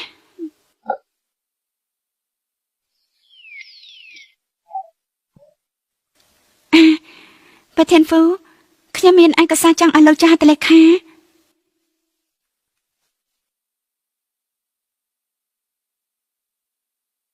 សុំណែនាំខ្លួនទិញខ្ញុំជាគូដណ្ដឹងរបស់យ៉ានស៊ឺ ហេតុអីក៏មានគូដណ្ដឹងម្នាក់ទៀតហើយ ពួកយើងបានភ្ជាប់ពាក្យនឹងគ្នាតាំងពីកាត់មកម្លេះគ្រួសាររបស់យើងទាំងពីរគឺបានចងសម្ព័ន្ធនឹងគ្នាហើយនេះជាលិខិតដែលយើងរៀបការ ចាស់តានាងមិនដឹងថាពួកយើងរៀបការហើយដែរទេ បើខ្ញុំដឹងតែយ៉ាងមិញនោះក៏ដោយសារតែខ្ញុំទៅនៅបរទេសយូរពេកពេលខ្លះក៏អាចកោតបន្ទិញប៉ុន្តែនាងគ្រាន់តែជាអតីតតែប៉ុណ្ណោះ ខ្ញុំក៏មិនធ្លាប់លើពីរឿងនេះដែរហ្វូជិនស៊ឺមានគូដណ្ដឹងល្អដូចជានាងបែបនេះ យ៉ាន់ស៊ឺខ្ញុំត្រឡប់មកវិញហើយ បានអញ្ចឹងខ្ញុំមិនរំខានលោកនឹងគូដណ្ដឹងរបស់លោកទៀតទេ ខ្ញុំដឹងថាយ៉ាន់ស៊ឺគេចូលចិត្តលេងសាច់ច្រើនណាស់ប៉ុន្តែកុំភ្លេចថាលោកជាម្ចាស់ក្រុមហ៊ុនរបស់ហ្វូជីក្រុមខ្ញុំគិតថាលោកគួរតែឆ្លៀតឱកាសនេះលេងលះជាមួយនាងឲ្យហើយទៅ នៅនាងលីននោះជារឿងក្មេងៗទេគ្រាន់តែជាការនិយាយលេងរបស់មនុស្សចាស់ពេលដែលញ៉ាំបាយប៉ុណ្ណោះកុំទុកជាការពិតអីនាងក៏មិនធ្លាប់ជួបនឹងខ្ញុំក៏ប៉ុន្តែបែរជាប្រឡំថាខ្ញុំជាគូតដឹងនាងទៅវិញខ្ញុំខ្លាចថានាងអាចធ្វើឲ្យប្រពន្ធខ្ញុំខូចចិត្តមែនទេ លោកស្រឡាញ់នាងមែនទេ តំណែងរបស់គ្រួសារពួកយើងគឺល្អណាស់ក៏ប៉ុន្តែវាអាចនឹងមិនល្អបើសិនជានាងប្រមាថប្រពន្ធខ្ញុំនោះ ហើយយ៉ាខ្ញុំគ្រាន់តែលេងសាច់តែប៉ុណ្ណោះកុំបាច់បារម្ភអីខ្ញុំជាកូនស្រីច្បងរបស់លីនក្រុមខ្ញុំមិននឹងអាចទៅជ្រៀតជ្រែកគ្រួសារគេបានទេខ្ញុំមកវិញគឺភ្នាក់ងារ Fashion អន្តរជាតិហើយខ្ញុំមកទេគឺតំណាង Dior ដើម្បីសហការជាមួយ Fuji Group សង្ឃឹមថាពួកយើងនឹងសហការដោយរីករាយចុង សហការ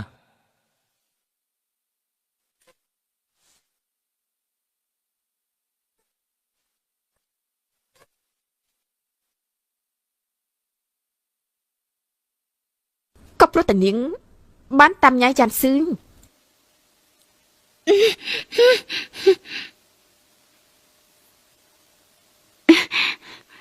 តើនាងជាអ្នកណាហេតុអីក៏មកចាប់ខ្ញុំ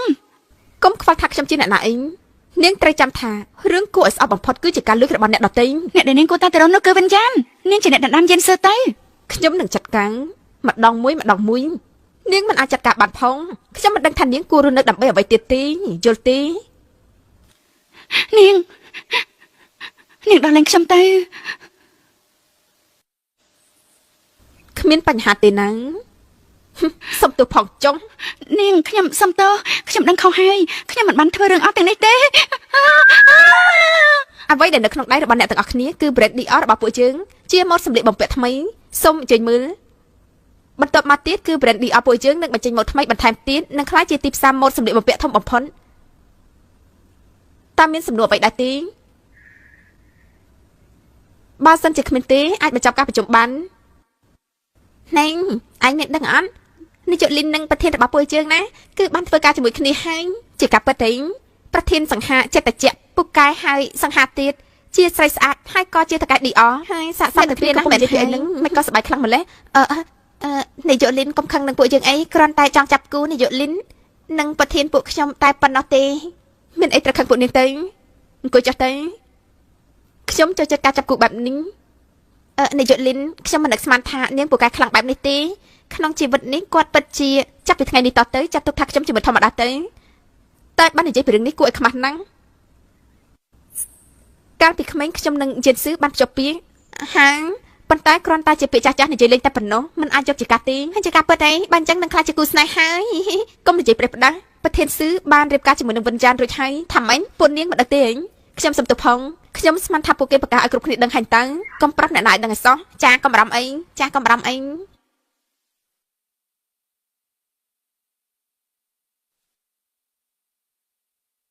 ហើយរៀបការអីទៅ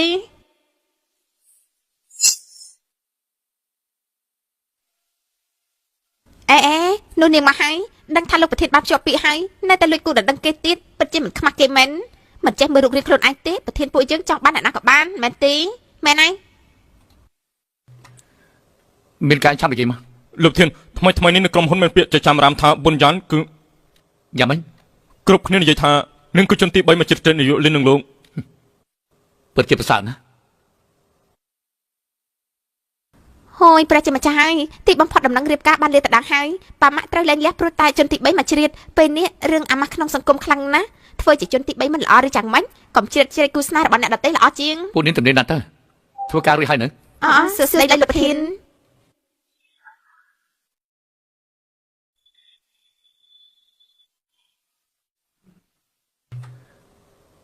ខ្ញុំមានរឿងចង់ប្រកាស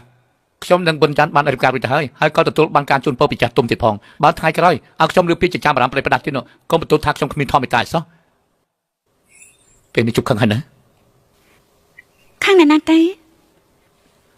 ទៅធ្វើការទៅ លោកប្រធានពិតជារ៉ូមែនទិកមែនតាមពិតគាត់គឺជាតួឯកក្នុងរឿងប្រឡំលោកសោះណ ខ្ញុំក៏គិតអញ្ចឹងដែរ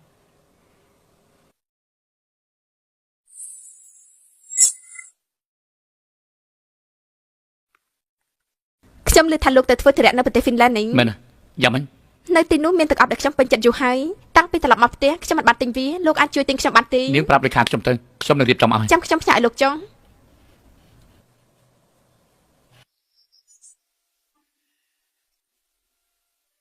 លោកប្រធាននេះជាឯកសារដែលលោកចុះហត្ថលេខា យ៉ាងម៉េចហើយ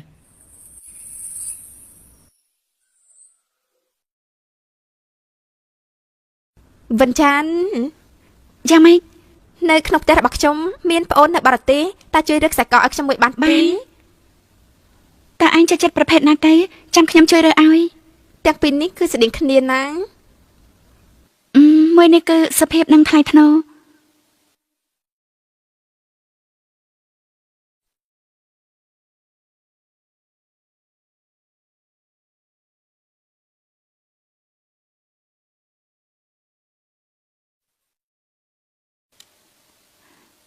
យ៉ាងម៉េចហេតុអីក៏ទេមក ពីមុននាងធ្លាប់និយាយថាមិនដែលឃើញសមុទ្រទេមែនទេកន្លែងដែលខ្ញុំស្នាក់នៅនេះគឺជាប់នឹងមាត់សមុទ្រអាចមើលឃើញព្រះអាទិត្យរះទៀតផងហើយពួកយើងមើលជាមួយគ្នាទៅ លោកភ្ញាក់លឿនយ៉ាងនេះតាមពិតគឺគ្រាន់តែចង់មើលព្រះអាទិត្យរះជាមួយនឹងខ្ញុំទេ ប្រកាសជាមែនហើយនោះដោយសារតែខ្ញុំគេងមិនលក់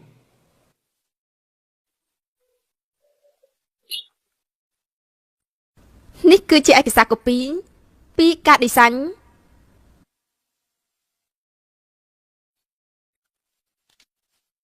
នាងយកទៅចម្លងទៅថ្ងៃស្អែកអ្នកឌីសាញនឹងមកក្រុមហ៊ុនរបស់យើងហើយ ចាបាន វិនចាន់មកនិយាយគ្នាមក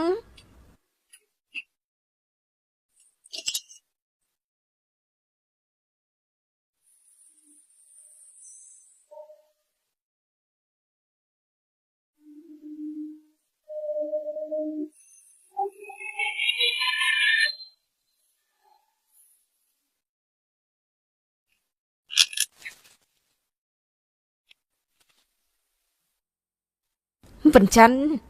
នាងចាប់មិនខានទី នាយកលិនមិនបានជាគ្មានស្គ្រីបឲ្យខ្ញុំមើលអញ្ចឹង សូមចាំតែង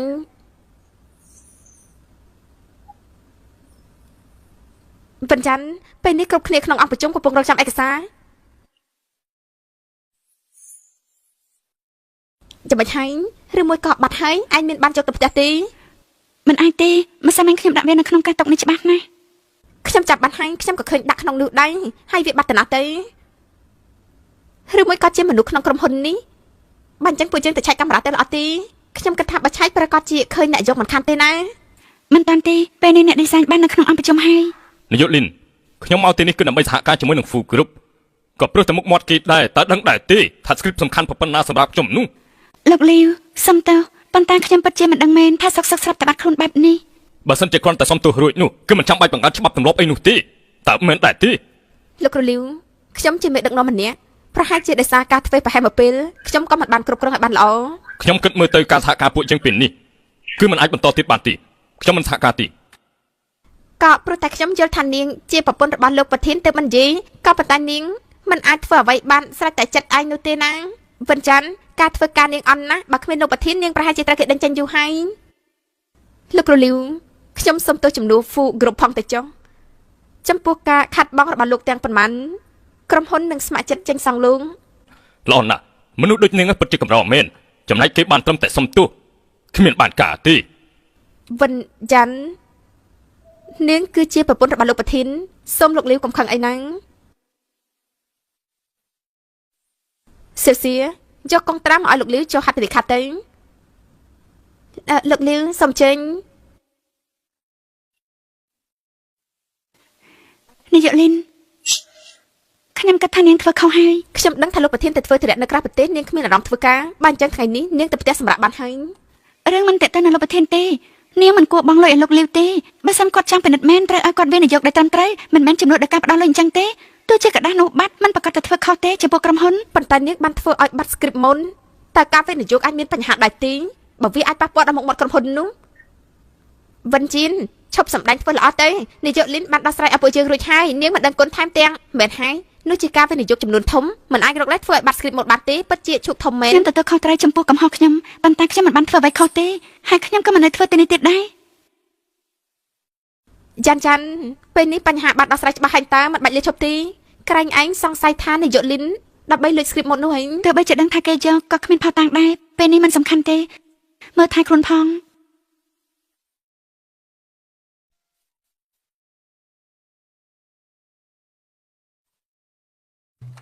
ឯណាបញ្ញត្តិ វិនចាន់គឺវិនចាន់បានលាឈប់ហើយមានរឿងកាត់ឡើង ខ្ញុំជឿលើបញ្ញត្តិនឹងមិនធ្វើឲ្យបាត់នោះទេព្រោះនាងមិនមែនជាមនុស្សដែលប្រហែសនោះទេ ខ្ញុំបានឃើញច្បាស់ណាស់ថាវិនចាន់ពិតជាដាក់ឯកសារក្នុងកែទូមែនគ្រាន់តែចេញពីធ្វើការក៏បាត់តែម្ដងទៅមិនដឹងថាអ្នកណាយកទេ ខ្ញុំចង់មើលកាមេរ៉ា លោកធានរកខ្ញុំមែនទេបាទ វីដេអូកាមេរ៉ាទាំងពីរធ្វើការនៅថ្ងៃទី13គឺត្រូវយកកាមេរ៉ាទាំងអស់ខ្ញុំមើល លោកធានវីដេអូថ្ងៃទី13គឺខូចអស់ហើយបាទ បើអញ្ចឹងប្រមូលឲ្យខ្ញុំមុនថ្ងៃ13ទាំងអស់ណា បាទ យ៉ាន់ស៊ឹងលោកបានទិញទឹកអប់ឲ្យខ្ញុំដែរទេ ហេតុអីនាងយក script នោះទៅ លោកកំពុងតែនិយាយពីអីហ្នឹង នាងមិនខ្លាចថាត្រូវក្រុមហ៊ុនចាប់បានក្នុងកាមេរ៉ាសុវត្ថិភាពទេនាងមិនគិតថាបន្ទាប់ពីជួសជុលហើយខ្ញុំបន្ថែមកាមេរ៉ាមួយទៀតអ្វីដែលនាងបានធ្វើគឺនៅក្នុងនេះទាំងអស់ មែនហើយខ្ញុំជាអ្នកធ្វើព្រោះថាខ្ញុំស្អប់នាងដែលដណ្ដើមលោកចេញពីខ្ញុំនោះអីហើយពាក្យចាំរំនោះខ្ញុំក៏ជាអ្នកបង្កើតដែរលោកចង់ធ្វើស្អីខ្ញុំលោកចង់ធ្វើអី នាងគួរតែអរគុណទៅដែលខ្ញុំមិនវាយមនុស្សនោះ តែលោកចង់ធ្វើអី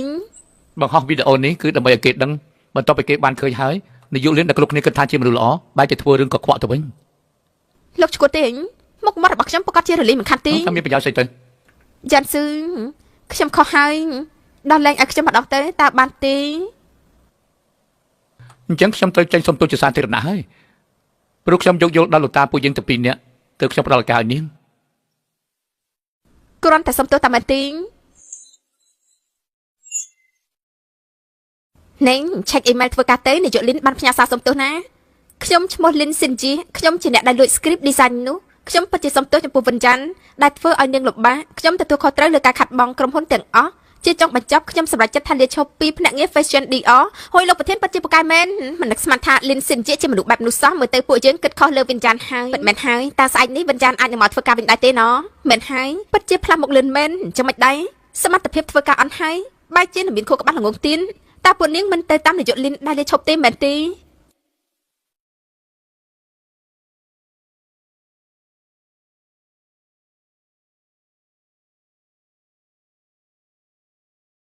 ពួកអញមើលអីទោះបីជាខ្ញុំចាក់ចេញពីហ្វូក្រុមក៏ខ្ញុំនៅតែជាកូនស្រីច្បងនៃគ្រួសារលីនគ្រប់គ្នាមិនអាចប្រៀបស្មើខ្ញុំបានទេ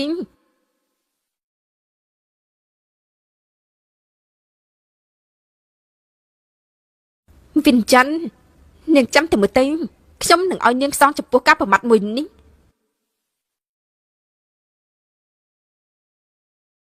អ្នកណា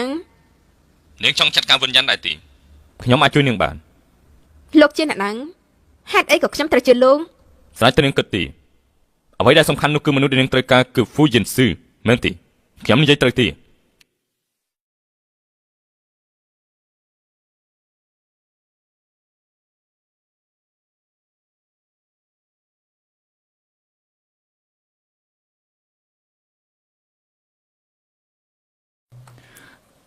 តើនាងជាអ្នកធ្វើទាំងអស់នេះតើមែនទេ អ ក៏លោកហើយដែលបានបញ្ជាក់ភាពស្អាតស្អំឲ្យខ្ញុំអរគុណដែលជាលើខ្ញុំ មិនអាចមើលមកខ្ញុំបែបនេះទេខ្ញុំដឹងថានាងមិនធ្វើអញ្ចឹងទេ អរគុណហើយខ្ញុំអាចឲ្យសន្យាជាមួយលោករឿងមួយ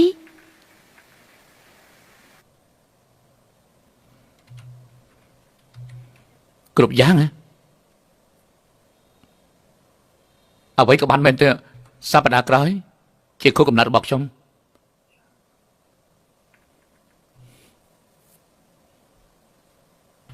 ពិតជារស់និយមមែននេះដូចជាលើកដំបូងដែលពួកយើងជួបគ្នាអញ្ចឹង អរគុណហើយ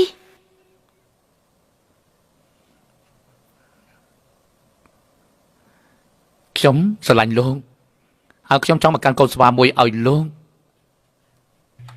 នេះចង់ធ្វើស្អីមិនក៏មិននិយាយត្រង់ទៅ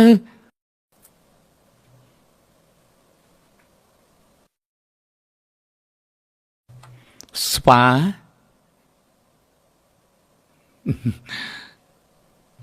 នេះក៏មានរសនិយមល្អដែរ អើតែលោកចិត្តគឺបានហើយ ថ្ងៃនេះចេញពីធ្វើការចាប់ទៅផ្ទះបន្តិចណា អបាន អាឡូ សួស្តីនាងប៊ិនមុននេះមើលរបស់ខ្ញុំបានតែមកថាការរបស់នាងបានផ្លាស់ប្ដូរនាងគួរទៅជួបលោកប្រធានដើម្បីពិនិត្យមើល ការរបស់ខ្ញុំត្រូវបានគេបដូរវាមិនអាចនោះទេព្រឹកមិញខ្ញុំឃើញនៅធម្មតាទេ បានចឹងល្អណាស់ អាឡូ ចុះបើសិនជាលើកនេះបរាជ័យវិញនោះមិនថាមានរឿងអីទេខ្ញុំមិនផ្លាស់ប្ដូរផែនការទេខ្ញុំត្រូវតែបង្កើតកូនស្វា ខ្ញុំមកវិញហើយ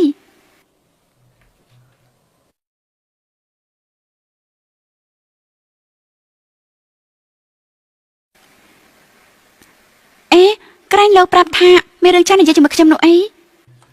ថ្ងៃនេះជាថ្ងៃខួបកំណត់របស់ខ្ញុំគិតថានឹងសម្រេចបំណងរបស់នាង ពិតមែនទេ ប្រកាសហើយ តើលោកចង់ថែមលុយប្រមាណ លុយប្រមាណ ឡើងប្រាក់ខែ បំណងដែលនាងនិយាយនោះគឺដំឡើងប្រាក់ខែ ហ៎ខ្ញុំស្រឡាញ់លោកខ្ញុំចង់បង្កើតកូនស្វាមួយឲ្យលោក ចេញសើហុងការពិតគេក៏បានប្រាប់ខ្ញុំដែរគេថាកាត់នោះត្រូវបានបដូរការពិតខ្ញុំគ្រាន់តែចង់ឡើងប្រាក់ខែទេដើម្បីមានលុយច្រើនតែប៉ុណ្ណឹង ពិតជាលើកពីការរំពឹងទុកមែនថ្ងៃស្អែកខ្ញុំនឹងបញ្ឈប់គេ ដូច្នេះតើលោកចង់នៅជាមួយខ្ញុំមែនទេ មិនអាចត្រួយទេ ប៉ុន្តែខ្ញុំមិនធ្លាប់ឆ្លងកាត់ការស្រឡាញ់នោះទេតើលឿនពេកទេក្នុងការមានកូននោះ ថាម៉េចស្រឡាញ់ លោកប្រធានលោកបានមើលកង់ត្រា10នាទីហើយនោះ ហ៊ុនសានណាខ្ញុំសួរឯងការស្រឡាញ់មនុស្សស្រីម្នាក់យ៉ាងម៉េចដែរ លោកប្រធានស្រឡាញ់នាងប៊ុនហើយយល់ហើយក៏លោកប្រធានកំពុងតែមានក្តីស្រឡាញ់ហើយខ្ញុំជំនាញខាងនេះចាំខ្ញុំចាត់ការឲ្យ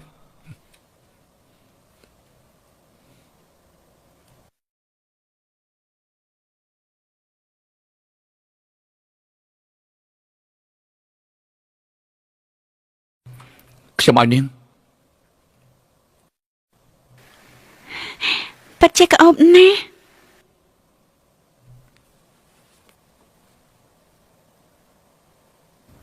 គូស្នេហ៍របស់លោកពិតជាស័ក្តិសមនឹងគ្នាណាស់ ថាម៉េច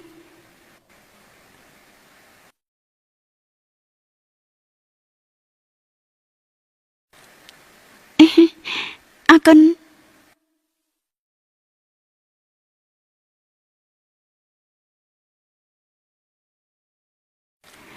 ហេតុអីក៏ថ្ងៃនេះលោកមើលទៅចម្លែកម្លេះ ក្រែងនាងនិយាយថាខ្ញុំមិនចេះស្រឡាញ់នោះឯងពេលនេះខ្ញុំកំពុងតែញ៉ាយនាងហើយ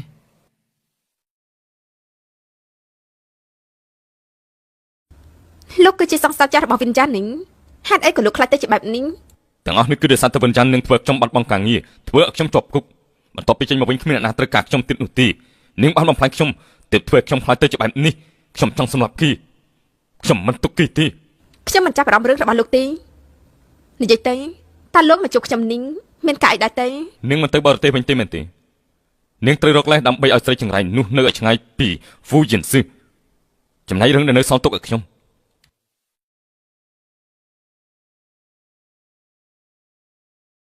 យ៉ាត់ស៊ឺខ្ញុំដឹងថាកាលពីមុនខ្ញុំពិតជាខមមិន ចាប់ពីពេលនេះខ្ញុំមិនរំខានលោកនឹងបញ្ចាំទៀតទេសប្តាហ៍ក្រោយខ្ញុំនឹងមកទៅបរទេសជាមួយគ្នាហើយខ្ញុំនឹងមិនត្រឡប់មកវិញទៀតទេ ដឹងហើយ លោកក៏ដឹងថាប៉ាម៉ារបស់ខ្ញុំស្រឡាញ់លោកខ្លាំងណាស់ដើម្បីយល់ដល់ការស្រឡាញ់របស់ពួកគាត់ចំពោះលោកសប្តាហ៍នេះគាត់មានពិធីជប់លៀងមួយនៅសន្តាគារតើលោកអាចទៅបាត់ដែរទេខ្ញុំអញ្ជើញលោកឲ្យចូលរួមជាមួយ ឆាប់ប្រាប់ពេលវេលាមក អូមែនហើយលោកកុំភ្លេចនាំវិនចាន់ទៅជាមួយផងខ្ញុំក៏ចង់សូមអភ័យទោស ដឹងហើយ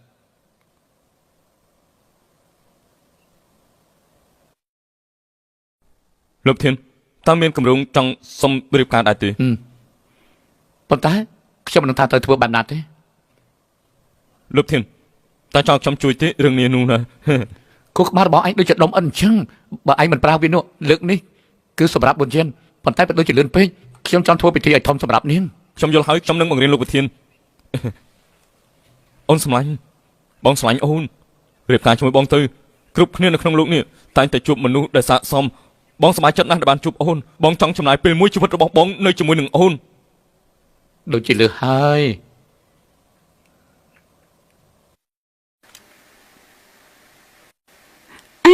ហេតុអីបានជាលុតជង្គង់ អូនខ្ញុំកំពុងចង់ខ្សែស្បែកជើងបាទ លោកប្រធានសំចាស់ហត្ថលេខា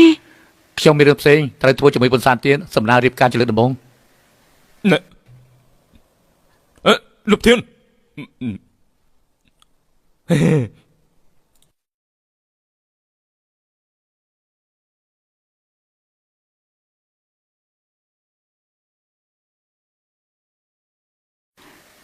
មិនថារវល់ធ្វើការប៉ុណ្ណាទេក៏ត្រូវសម្រាប់ខ្លះដែរនេះទៅដល់កោក្ដៅ ខ្ញុំមិនឃ្លានទេខ្ញុំទៅសម្រាប់មុន ប៉ុ ហើយ ន្ ណា តែក្នុងនេះខ្ញុំមិនបានដាក់ស្ករនោះទេ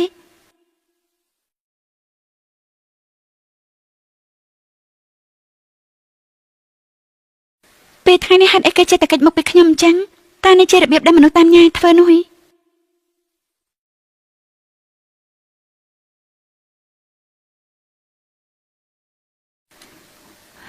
មើលតែគេមិនចាំខុប100ថ្ងៃនៃអាពាហ៍ពិពាហ៍ពួកយើងទេខ្ញុំត្រូវនៅម្នាក់ឯងហើយយិនសេលោកនៅទីនេះទេខ្ញុំដឹងហើយថាគេប្រកាសជាមិនចាំទេ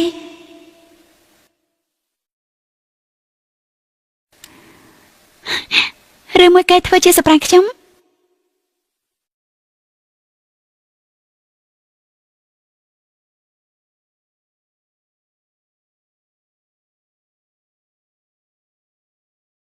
រីករាយគប់អាពាហ៍ពិពាហ៍100ថ្ងៃកូនប្រសាស្រី កូនអ្នកម៉ាក់ អណាចាំសឺហើយចាអាឡិតនេះគេទៅណាតែព្រឹកព្រលឹមនៅថ្ងៃពិសេសបែបនេះ ម៉ាក់កុំខឹងខ្ញុំអីណាខ្ញុំដឹងថាថ្មីនេះនៅក្រុមហ៊ុនរវល់ណាស់គាត់ប្រហែលជារវល់ហើយ មិនបាញ់និយាយអីឲ្យគេទេកូនស្រីកុំបារម្ភអីម៉ាក់នឹងចាត់ការគេឲ្យពេលដែលគេត្រឡប់មកវិញពេលនេះម៉ាក់នឹងទេទៅគេភ្លាមណា អេម៉ាក់គាត់ពិតជារវល់ណាស់ នាងវិនពេលនេះលោកប្រធានមានការងារសំខាន់នៅក្រុមហ៊ុនចង់ឲ្យនាងឆៃជាមិនទាន់ឲ្យបានឆាប់បំផុតណា ម៉ាក់ឃើញទេនៅក្រុមហ៊ុនរវល់ណាស់សូម្បីតែខ្ញុំក៏ត្រូវតែដែរអញ្ចឹងខ្ញុំប្រញាប់ទៅ តាម ហើយ សម្រួលណា នេះជាលើកទី1ហើយខុប100ថ្ងៃស្អីទៅបែរជាឲ្យខ្ញុំមកធ្វើការនៅក្រុមហ៊ុនទៅវិញ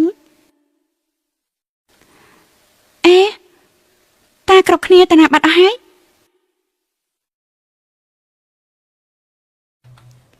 បុញ្ញឡើងមកជួបខ្ញុំធ្លាប់គិតថាការរៀបកាដូដូចជាការធ្វើប្រតិបត្តិការមួយអញ្ចឹងតែបន្ទាប់ពីរៀបការជាមួយនាងហើយខ្ញុំរកនឹកមិនឃើញថា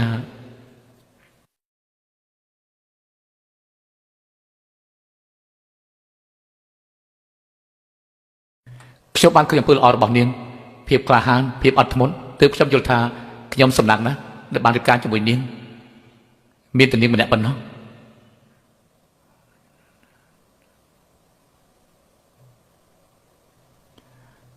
ប៉ុន្តែខ្ញុំដឹងថាខ្ញុំនៅជពាក់ការសុំរៀបការដ៏ធំមួយសម្រាប់នាង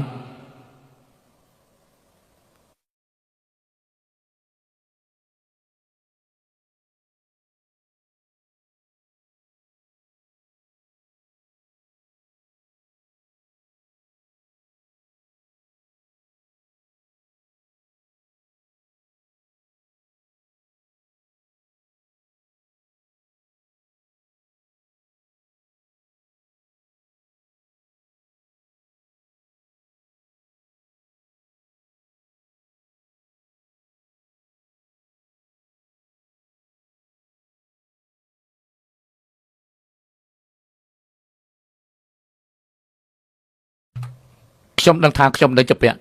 ពិធីសម្រាប់ការជាមួយនាងដូច្នេះហើយពេលនេះរៀបការជាមួយខ្ញុំទៅពេលនេះខ្ញុំសម្រេចចិត្តសូមនាងរៀបការដោយផ្ទាល់រៀបការជាមួយខ្ញុំទៅ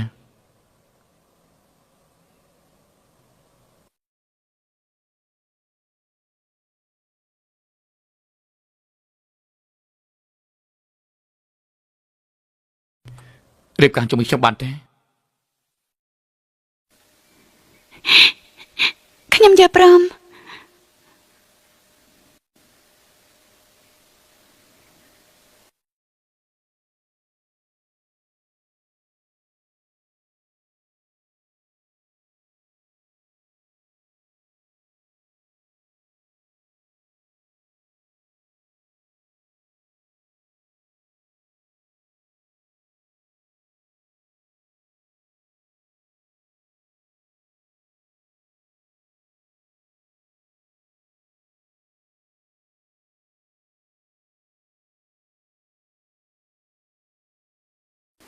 ការប៉ិនប្រហែលថ្ងៃមុននេះគឺលោករៀបចំការសប្រាយនេះដល់ខ្ញុំសោះ បងខ្លាចថានឹងមិនអាចសារភាពនៅចំពោះមុខអូនដែលរលូន មាត់ពិតជារអិនណាស់ មនុស្សល្អទាំងពីរនាក់ជួយខ្ញុំផងខ្ញុំខានហូបបាយច្រើនថ្ងៃហើយ ណា នេះលោកតាខ្ញុំជួយលោកតានៅខាងក្រៅតិចណាស់លោកតាគួរតែទៅរកកន្លែងសម្រាប់ទៅ នេះណា អេ ណាលោកតាហ៎ លេងដៃខ្ញុំ អ្នកទាំងពីរអាចបដូរវិញ្ញាណបាន ហេតុអីក៏លោកតាដឹង អ្នកទាំងពីរគឺជាវិញ្ញាណគូស្នេហ៍ត្រូវចំនៅពេលព្រះច័ន្ទពេញវង្សកើតឡើងគឺអ្នកទាំងពីរអ្នកកំឡោះពេលនោះនឹងមានវិនិច្ឆ័យកើតឡើងជាមិនខានទីអ្នកទាំងពីរត្រូវសួរឲ្យបានណា មានន័យថាម៉េច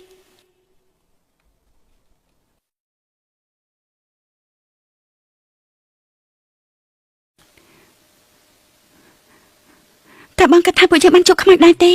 តាមទេវតានៅខ្មោចនៅក្នុងលោកនេះពួកគេមកពីកន្លែងណា នៅសឹកសឹកគាត់ស្រាប់តែបាត់ខ្លួនហើយនៅមានពលឺទៀត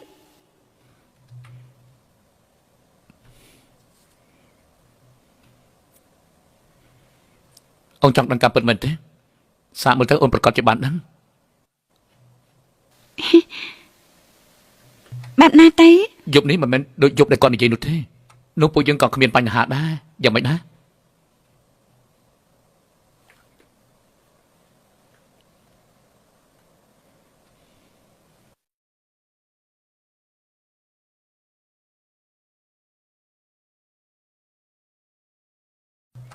មិនដែរ មានន័យថាបរិះចំណាស់នោះនិយាយគឺជាការពិតហើយ ប្រកាសជាការកុហកទេ ហេតុអី ប្រហែលជាថ្ងៃមុនពេលប្រច័នពេញវង2ថ្ងៃមុននៅម៉ោង3យល់អស់ពួកយើងគួរតែសាកល្បងរាល់ថ្ងៃតា បងមាននិយាយពាក្យនេះផង បានហើយឈប់លេងហើយក្រោកឡើងបងមានអីចង់បង្ហាញអូនទៀត ជាអ្វីទៅ ទៅមើលទៅមក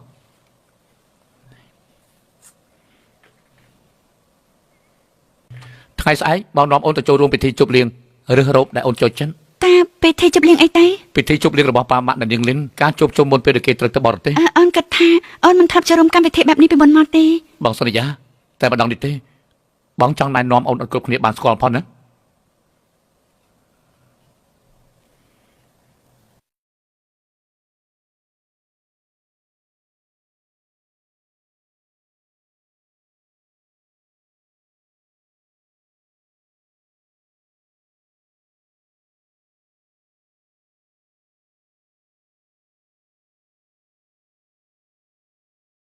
យិនស៊ឺខានជប់គ្នាយូរហើយ ខានជួបគ្នាយូរហើយ ឯងពិតជាធ្វើការបានល្អណាស់ឯងនៅក្មេងថែមទាំងមានសមត្ថភាពទៀត យិនស៊ឺអ្នកមីងតាំងតែគិតថាឯងអាចខ្លាចជាកូនប្រសាគ្រូសាលីនពួកយើង នៅពូនៅមីងលីនជ្រាបឱកាសនេះខ្ញុំចង់ប្រាប់អ្នកទាំងពីរដែរនាងឈ្មោះថាប៊ុនយ៉ាន់ជាប្រពន្ធរបស់ខ្ញុំទៅធ្វើខុសពី100ថ្ងៃហើយ ប្រហែលជាមីងរបស់ឯងយល់ច្រឡំប៉ុន្តែទំនាក់ទំនងគ្រួសារពួកយើងនៅតែដូចមុនយិនស៊ឺនៅទីនេះមានប្រធានក្រុមហ៊ុនប្រមាណអ្នកដែលចង់ឲ្យឯងទៅនិយាយការងារជាមួយនឹងពួកគេ បងតើតទៅោះទៅ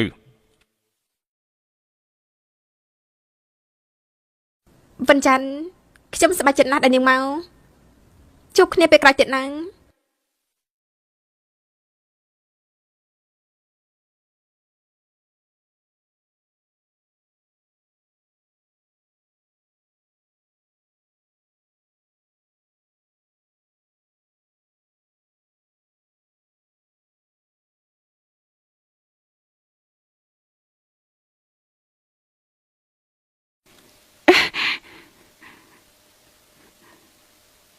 សិនឡើងខ្ញុំភ្លាមទៅតានាងចាប់ខ្ញុំធ្វើអីដឹងថាខុសច្បាប់ដែរទេ ខ្ញុំខ្លាចខ្លាំងណាស់ ខ្ញុំនឹងប្តឹងប៉ូលីសថានាងចាប់ខ្ញុំ ខ្ញុំមិនយល់សោះហេតុអីក៏ចាំស៊ឺមើលនាងល្អជាងខ្ញុំទៅកើន ឆាប់ឡើងខ្ញុំទៅបើមិនចឹងតែយើងស៊ើបប្រកាសជាតាមរកខ្ញុំមិនខាន នាងហ៊ានបញ្ជាខ្ញុំផងហីបើមិនមែននាងលុំលងគេឲ្យរៀបការជាមួយនាងទេនោះរឿងនេះក៏មិនកាត់ឡើងដែរខ្ញុំមិនខ្វល់នោះទេដរាបណានាងស្លាប់តំណែងអ្នកស្រីហ្វូនឹងខ្លាចជារបស់យើង នាងពិតជាសាហាវណាស់ នាងបារម្ភពីខ្លួនឯងវិញទៅណាមិត្តរបស់ខ្ញុំម្នាក់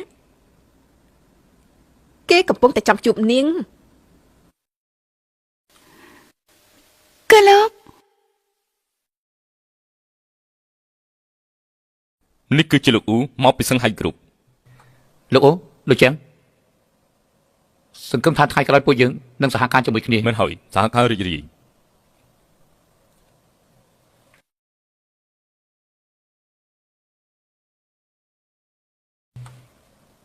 ប៊ុនសាន់ បាទ ឯណាប៊ុនចាន់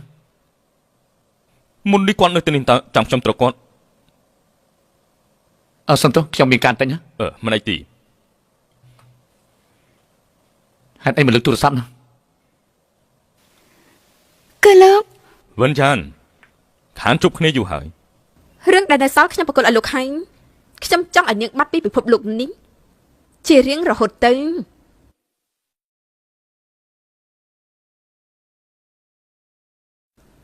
វិនចាន់នាងស្លាប់ទៅ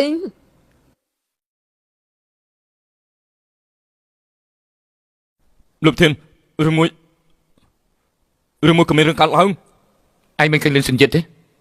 អត់ទេមិនឃើញទេ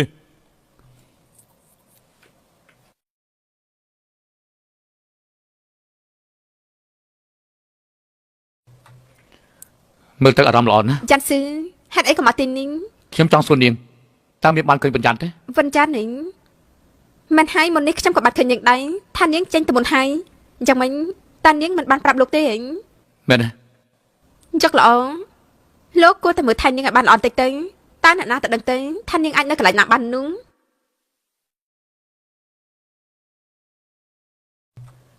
ពេលនេះនាងគួរតែប្រាប់ការពិតមកល្អជាង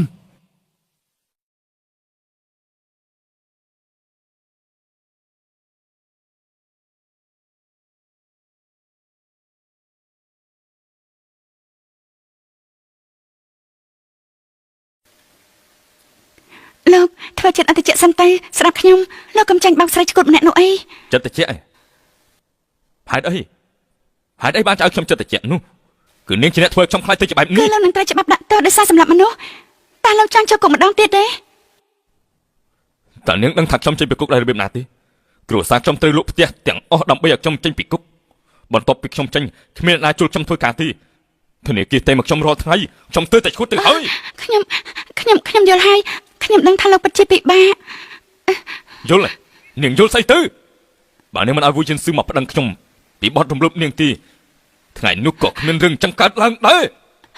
ខ្ញុំសន្យាថានឹងជួយរកការងារក្នុងក្រុងឲ្យលោកធ្វើពេលនេះខ្ញុំជាប្រពន្ធអគ្គនាយកខ្ញុំប្រកាសជាអាចជួយលោកបាន ឲ្យខ្ញុំជឿនាងតែវាយឺតពេលហើយ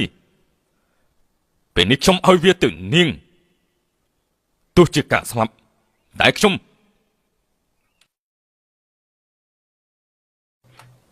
យ៉ាងម៉េចមិនអីទេហ៎មិនអីទេ លេងខ្ញុំទៅលេងខ្ញុំស្រីចង្ហៃយើងនឹងសម្លាប់នាង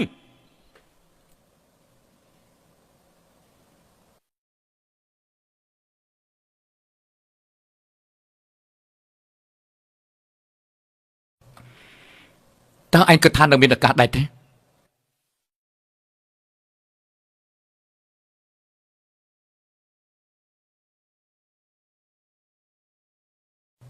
និយាយទៅនរណាបញ្ជាឯងធ្វើរឿងចឹងនិយាយទៅនរណាគេបញ្ជាឯងប្រាប់មក គ្មានអ្នកណាបញ្ជាខ្ញុំទេខ្ញុំធ្វើវាដោយខ្លួនឯងលោកអាចធ្វើឲ្យខ្ញុំបានទៅពេលនេះនៅក្បាលរឿងទៀតមែនទេអូ មុនសានឯងដឹងថាធ្វើយ៉ាងម៉េចហើយមែនទេ កុំរំឲ្យលោកធានខ្ញុំនឹងចាត់ការរឿងនេះដល់ឡើងដើរទៅប្រធានហ្វូខ្ញុំនឹងខុសហើយ តើអូនមិនអីទេ អូនមិនអីទេបងត្រូវរបួសហើយតែឈឺខ្លាំងទេ មិនអីទេជារបបខាងក្រៅប៉ុណ្ណោះអូនខ្លាចទេកុំភ័យអី អូនមិនខ្លាចទេព្រោះអូនដឹងថាបងប្រកាសជាមកជួយ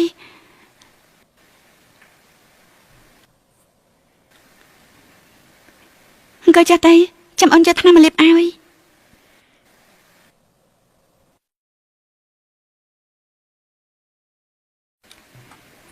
អេខ្ញុំលាបថ្នាំលើដៃរបស់បងទេហេតុអីក៏ដោះអាវ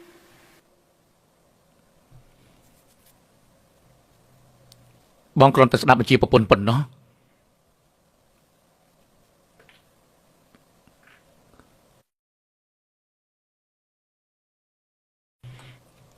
អូណាអូយហេតុអីក៏ដៃខ្ញុំឈឺខ្លាំងម្ល៉េះ អេ មិនអាចទេមិនអាចទ្រាំបានទេបាទណាអូយនេះអូយណាអូយមានរឿងស្អីទៅនេះ ពេលឆ្លងម៉ោង12ហើយ ហ៎ អង្គចោលស្ងៀមទៅ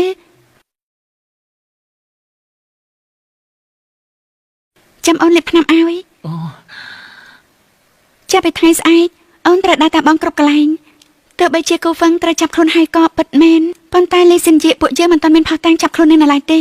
បងបារម្ភខ្លាចថានាងអាចធ្វើបាបអូន បើអញ្ចឹងពេលនេះបងគួរតែបារម្ភខ្លួនឯងអូនមានរឿងចង់សារភាពហ៎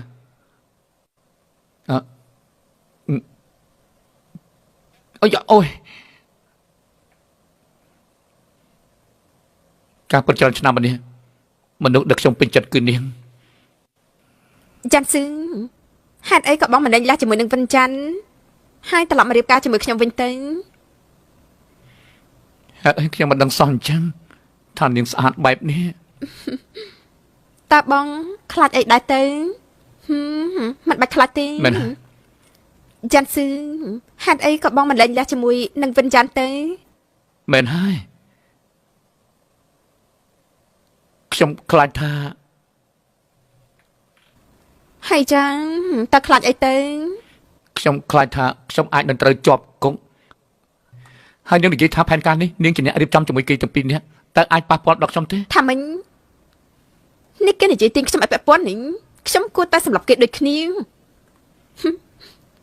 ប៉ុន្តែមិនមែនជាបញ្ហាទេខ្ញុំនឹងឲ្យគេទៅចាត់ការចំនួនចុងជៀនស៊ឺ តើអូនបានថតសម្លេងរួចហើយ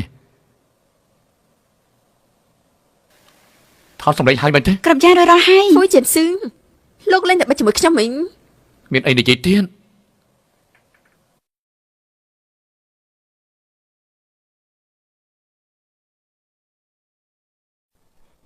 លោកធាន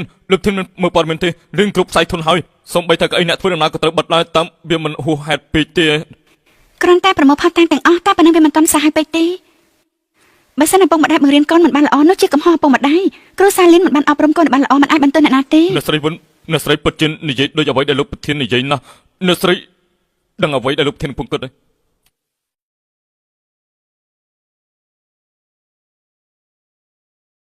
ជៀនស៊ឺខ្ញុំពិតជាដឹងកំហុសហើយ នៅនឹងលីនសុំចេញទៅវិញទៅបាទ ជៀនស៊ឺខ្ញុំសុំវល់លោកចុះដល់លែងខ្ញុំទៅណាដល់លែងប៉ាម៉ារបស់ខ្ញុំទៅសុំគិតដល់តំណែងតំណងពួកយើងទាំងពីរផងចុះខ្ញុំសុំវល់ណា នឹងជាអ្នកធ្វើដោយខ្លួនឯងពេលនេះបើចាំមកសុំវល់ បើមិនមែននាងតើថ្ងៃនេះគ្រូសាលីនអាចចាប់បាត់នេះដែរទេ ហ្វួយជៀនស៊ឺខ្ញុំសុំទៅលោកជាលើកចុងក្រោយតើលោកព្រមដែរទេ មិនព្រមទេ ខ្ញុំស្មោះត្រង់ចំពោះលោកច្រើនឆ្នាំបែរជាលោកបើមិនឃើញ ណា នៅស្ងៀម ជៀនស៊ឺ មិនអីទេ តើណា ខ្ញុំបានបាត់បង់របស់មានតម្លៃបំផុតខ្ញុំក៏ចង់ឲ្យលោកសាឡបងដូចគ្នា ណានេះមានត្រូវរបបដែរ ខ្ញុំ ទេ មិនលើកលែងឲ្យលោកទេឡើង នេះលោកមានរបបហើយណាទៅផ្ទះលាបថ្នាំទៅផ្ទះខ្ញុំ កុំខ្លាចមិនអីទេតើអូនមិនអី អូន ទេ មិនអីទេយ៉ាងម៉េចមើល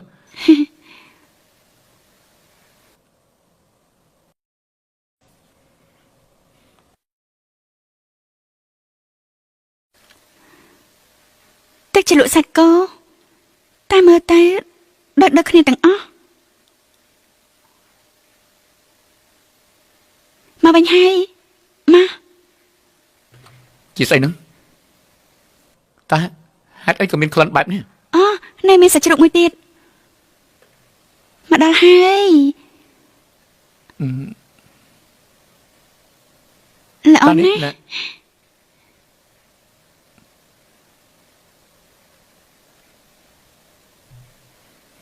តើនេះគឺជាស្លាប់មន់ជៀន ហេតុអីក៏វាទៅជាខ្មៅអញ្ចឹង ដោយសារតែទឹកជ្រលក់នោះមិនដឹងថាជាមួយណាទេទើបខ្លាចទៅជាបែបនេះ អូនេះគឺ គឺជាបបរដែលខ្ញុំធ្វើជាមួយបន្លែខៀវវាជួយដល់សុខភាពល្អណាស់ ជួយដល់សុខភាពតែខ្ញុំដូចជាមិនឃ្លានទេ សាក់ញ៉ាំទេ អូអ្នកមួយនេះគួរទុកចិត្តជាង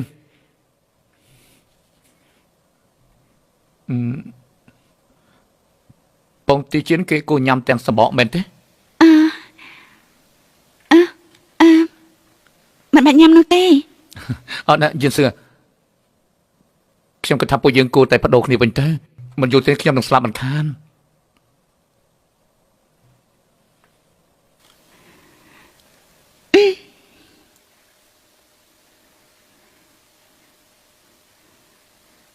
បានហើybបដូររួចហើយកុំញ៉ាំអីចាំខ្ញុំធ្វើវាម្ដងទៀតខ្ញុំទៅធ្វើវាសិន ប្រពន្ធសម្លាញ់ផុតមកដល់ពីហើយមិនចឹងទេពួកយើង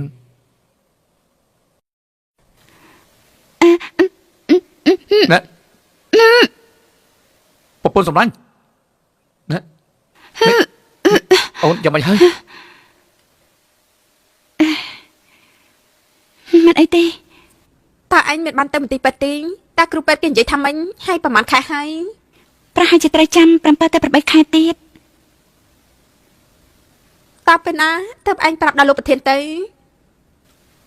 គិតថាមិនតាន់ដល់ពេលទេ អូហូយក្មួយប្រុសហេតុអីក៏ឲ្យម៉ាក់រងចាំយូរបែបនេះម៉ាក់ថោឯងមិនរងចាំបាត់ទេណា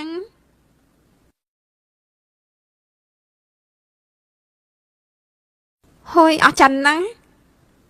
ណែក្មួយប្រុសហេតុអីក៏ឯងឲ្យម៉ាក់របស់ឯងរងចាំយូរបែបនេះម៉ាក់ថោឯងមិនអាចចាំបានទេយល់ទេ អេតែអញខ្លាចជាម៉ាក់គេពេញកាល មិនខ្វះទេខ្ញុំគឺជាម៉ាក់ថោរបស់គេម្នាក់ បាន ហេតុអីក៏ឯងមិនប្រាប់ដល់លោកប្រធានរឿងល្អបែបនេះ ខ្ញុំមិនដឹងថាគាត់ចូលចិត្តក្មេងឬក៏អត់ទេ ឯងខ្លាចគេឡើងត្រកាត់ទៀតមែនទេខ្ញុំគិតថាលោកប្រធានប្រកាសជាចូលចិត្តក្មេងទាំងអស់នឹងឲ្យតែឯងជាអ្នកបង្កើន មិនថាមួយណាក៏ល្អដែរសំខាន់ឲ្យតែគេមានសុខភាពល្អគឺគ្រប់គ្រាន់ហើយ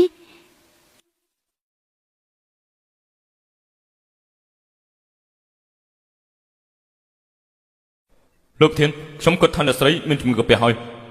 ឬក៏អាចមានជំងឺមហារីកកាពះ មានន័យថានាងសល់ពេល7 8ខែទៀត7 8ខែទៀតមិនអាចទេ7ទៅ8ខែទៀតមិនអាចទេខ្ញុំត្រូវមួយថៃនឹងឲ្យបានល្អ អេបងមកវិញហើយ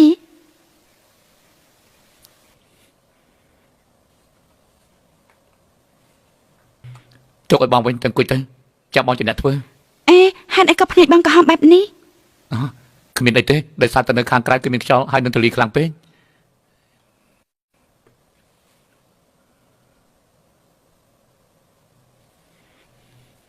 អេវ៉ាវ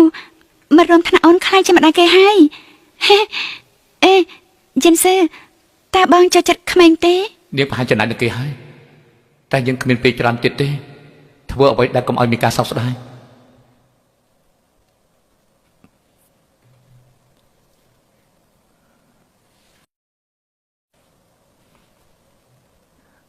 បងគិតថាគ្រួសារយើងគឺល្អហើយមិនចាំបាច់មានក្មេងៗទេ មែនហើយមើលតែគាត់មិនចូលចិត្តក្មេងទេកូនសម្លាញ់ម៉ាក់សឹមទៅ យ៉ាងម៉េចហើយ គ្មានអីទេអូនហត់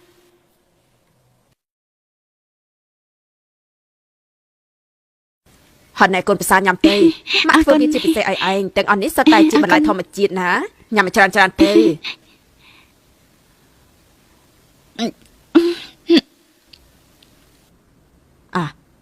យិនស៊ឺតើប្រពន្ធរបស់ឯងកាត់អីនឹងយិនស៊ឺតើប្រពន្ធរបស់ឯងកាត់អីនឹង ម៉ាក់បានឃើញហើយ ណែឃើញវាដូចជាចម្លែកចម្លែង ម៉ាក់កុំជួយជ្រែករឿងរបស់ពួកយើងអីខ្ញុំនឹងមិនបោះបង់នាងទេ តើបងនិយាយថាបងនឹងបបង់ខ្ញុំចាំមែនទេ អត់ទេគឺបងអត់បាននិយាយទេបើអូនស្ដាប់លឺទៅហើយបងនឹងប្រាប់ការពិតដល់អូនបងបានលឺអូននិយាយជាមួយនឹងមិត្តរបស់អូនហើយបងដឹងថាអូននៅសល់ពេល7 8ថ្ងៃទៀតមិនថាមានរឿងអីទេបងមិនបោះបង់អូនចិត្តដាច់ខាតណា ឆាប់សិនតើមានរឿងអីអូនមិនបានឈើនោះទេ អូនមិនបានជឿចុះហេតុអីពេលញ៉ាំអាហារក្អួតបែបនេះ ហេចាអគុណល្ងងឯងនេះដោយសារតែប្រពន្ធឯងមានកូននឹងណាង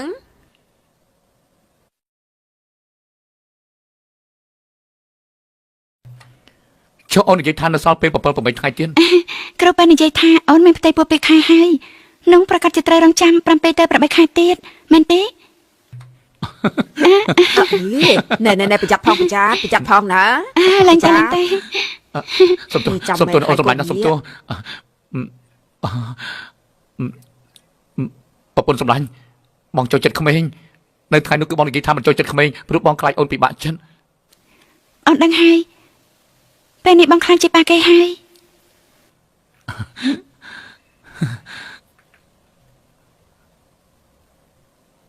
មួយនេះអូនចង់ទៅណា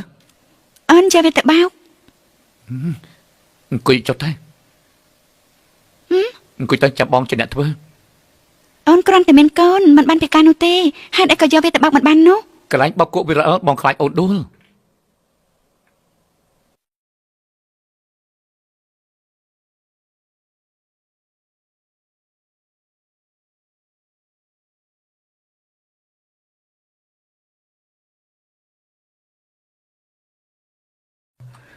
មនុស្សស្មានថាសាប៊ូនេះក្លិនដូចជាទឹកអប់នៅប្រទេសបារាំងចឹងក្រុមហ៊ុន Kelly ជាអ្នកបង្កើតឡើងមានក្លិនក្រអូបប្រហើរ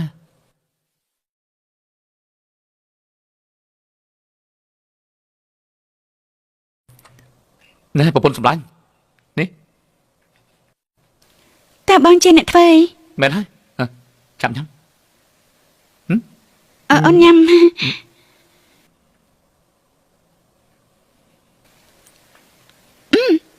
ឆ្ងាញ់ណាស់ បងដឹងថាថ្មីនេះអូនញ៉ាំអីមិនសូវបានទេបងរៀនធ្វើម្ហូបបរទេសជាពិសេសចង់ញ៉ាំអីប្រាប់បងធ្វើឲ្យភ្លាម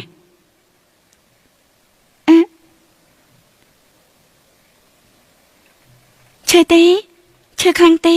មិនឈឺទេមិនឈឺទេ អូនមើល វាពិតមែនមិនឈឺមែនណាមិនអីទេអូនចង់និយាយអីនិយាយទៅ គឺអូនមានរឿងចង់ពិភាក្សាជាមួយនឹងបង ចង់និយាយអី កាលពីអូននៅសាលាអូនបានរៀនផ្នែក design ប៉ុន្តែដើម្បីតែធ្វើការបង់លុយសាលាអូនមិនទាន់បានទទួលជោគជ័យនៅឡើយទេអូនយកពេលកំពុងមានផ្ទៃពោះនេះដើម្បីទៅរៀនម្ដងទៀត ប្រពន្ធសម្លាញ់ប្រកាសជាបានហើយអ្វីដែលអូនចង់បានបងប្រកាសជាយកឲ្យអូនឲ្យទល់ទៅបាន តើជាអ្វីទៅ ក៏ប៉ុន្តែបងមានសំណើមួយ អរគុណប្តីសម្លាញ់ មិនត្រូវហត់ពេកទេ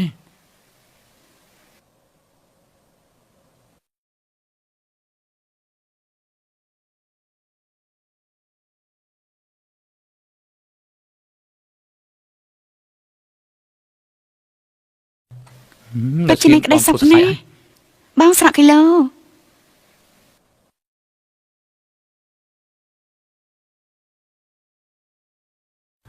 ធ្វើបាបបងផងហ៎ នេះ អូណែអូយ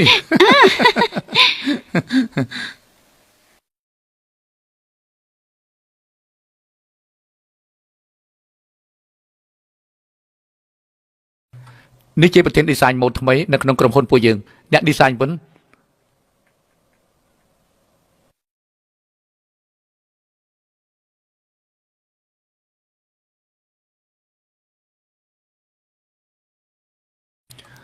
ប្រពន្ធសម្លាញ់ណាញ៉ាំចេះសិនទៅ ធ្វើសរសៃអូនផងឲ្យលឿន បាទ លទ្ធផលនៃការប្រកួតច្នៃម៉ូដសម្លៀកបំពាក់ត្រូវបានប្រកាសជាផ្លូវការហើយគឺជាអ្នក design វិនជីន អូនឈ្នះពានហើយគឺអូនបងឃើញទេ ប្រយ័ត្នមកអង្គុយមក ប៉ុន្តែ អូនគិតថាអូនដល់ពេលសម្រាប់ហើយ ហ៎ប្រពន្ធសម្លាញ់កុំបារម្ភអីណាពួកយើងមកដល់ពេលហើយនៅស្ងៀមទៅទ្រាំតិច ឈឺ ទេ អូយ ពួកយើងជិតដល់បន្ទប់ហើយ ឈឺខ្លាំងណាស់ នៅស្ងៀមមិនអីទេយើងជិតដល់ហើយចាំតិចណាចាំតិចណា បាននិយាយថាមានប្រអប់មួយនៅក្នុងកេះទូកៅអៅរបស់អូនគឺមានលុយ ហើយចាំពេលដល់ចេញពីពេទ្យសិនទៅបងនៅផ្ទៃទ្រព្យសម្បត្តិទាំងអស់ឲ្យអូន សូមគ្រូសាស្ត្រអ្នកជំងឺបំពេញព័ត៌មាន អូនៅកន្លែងណា យិនស៊ឺ ហ៎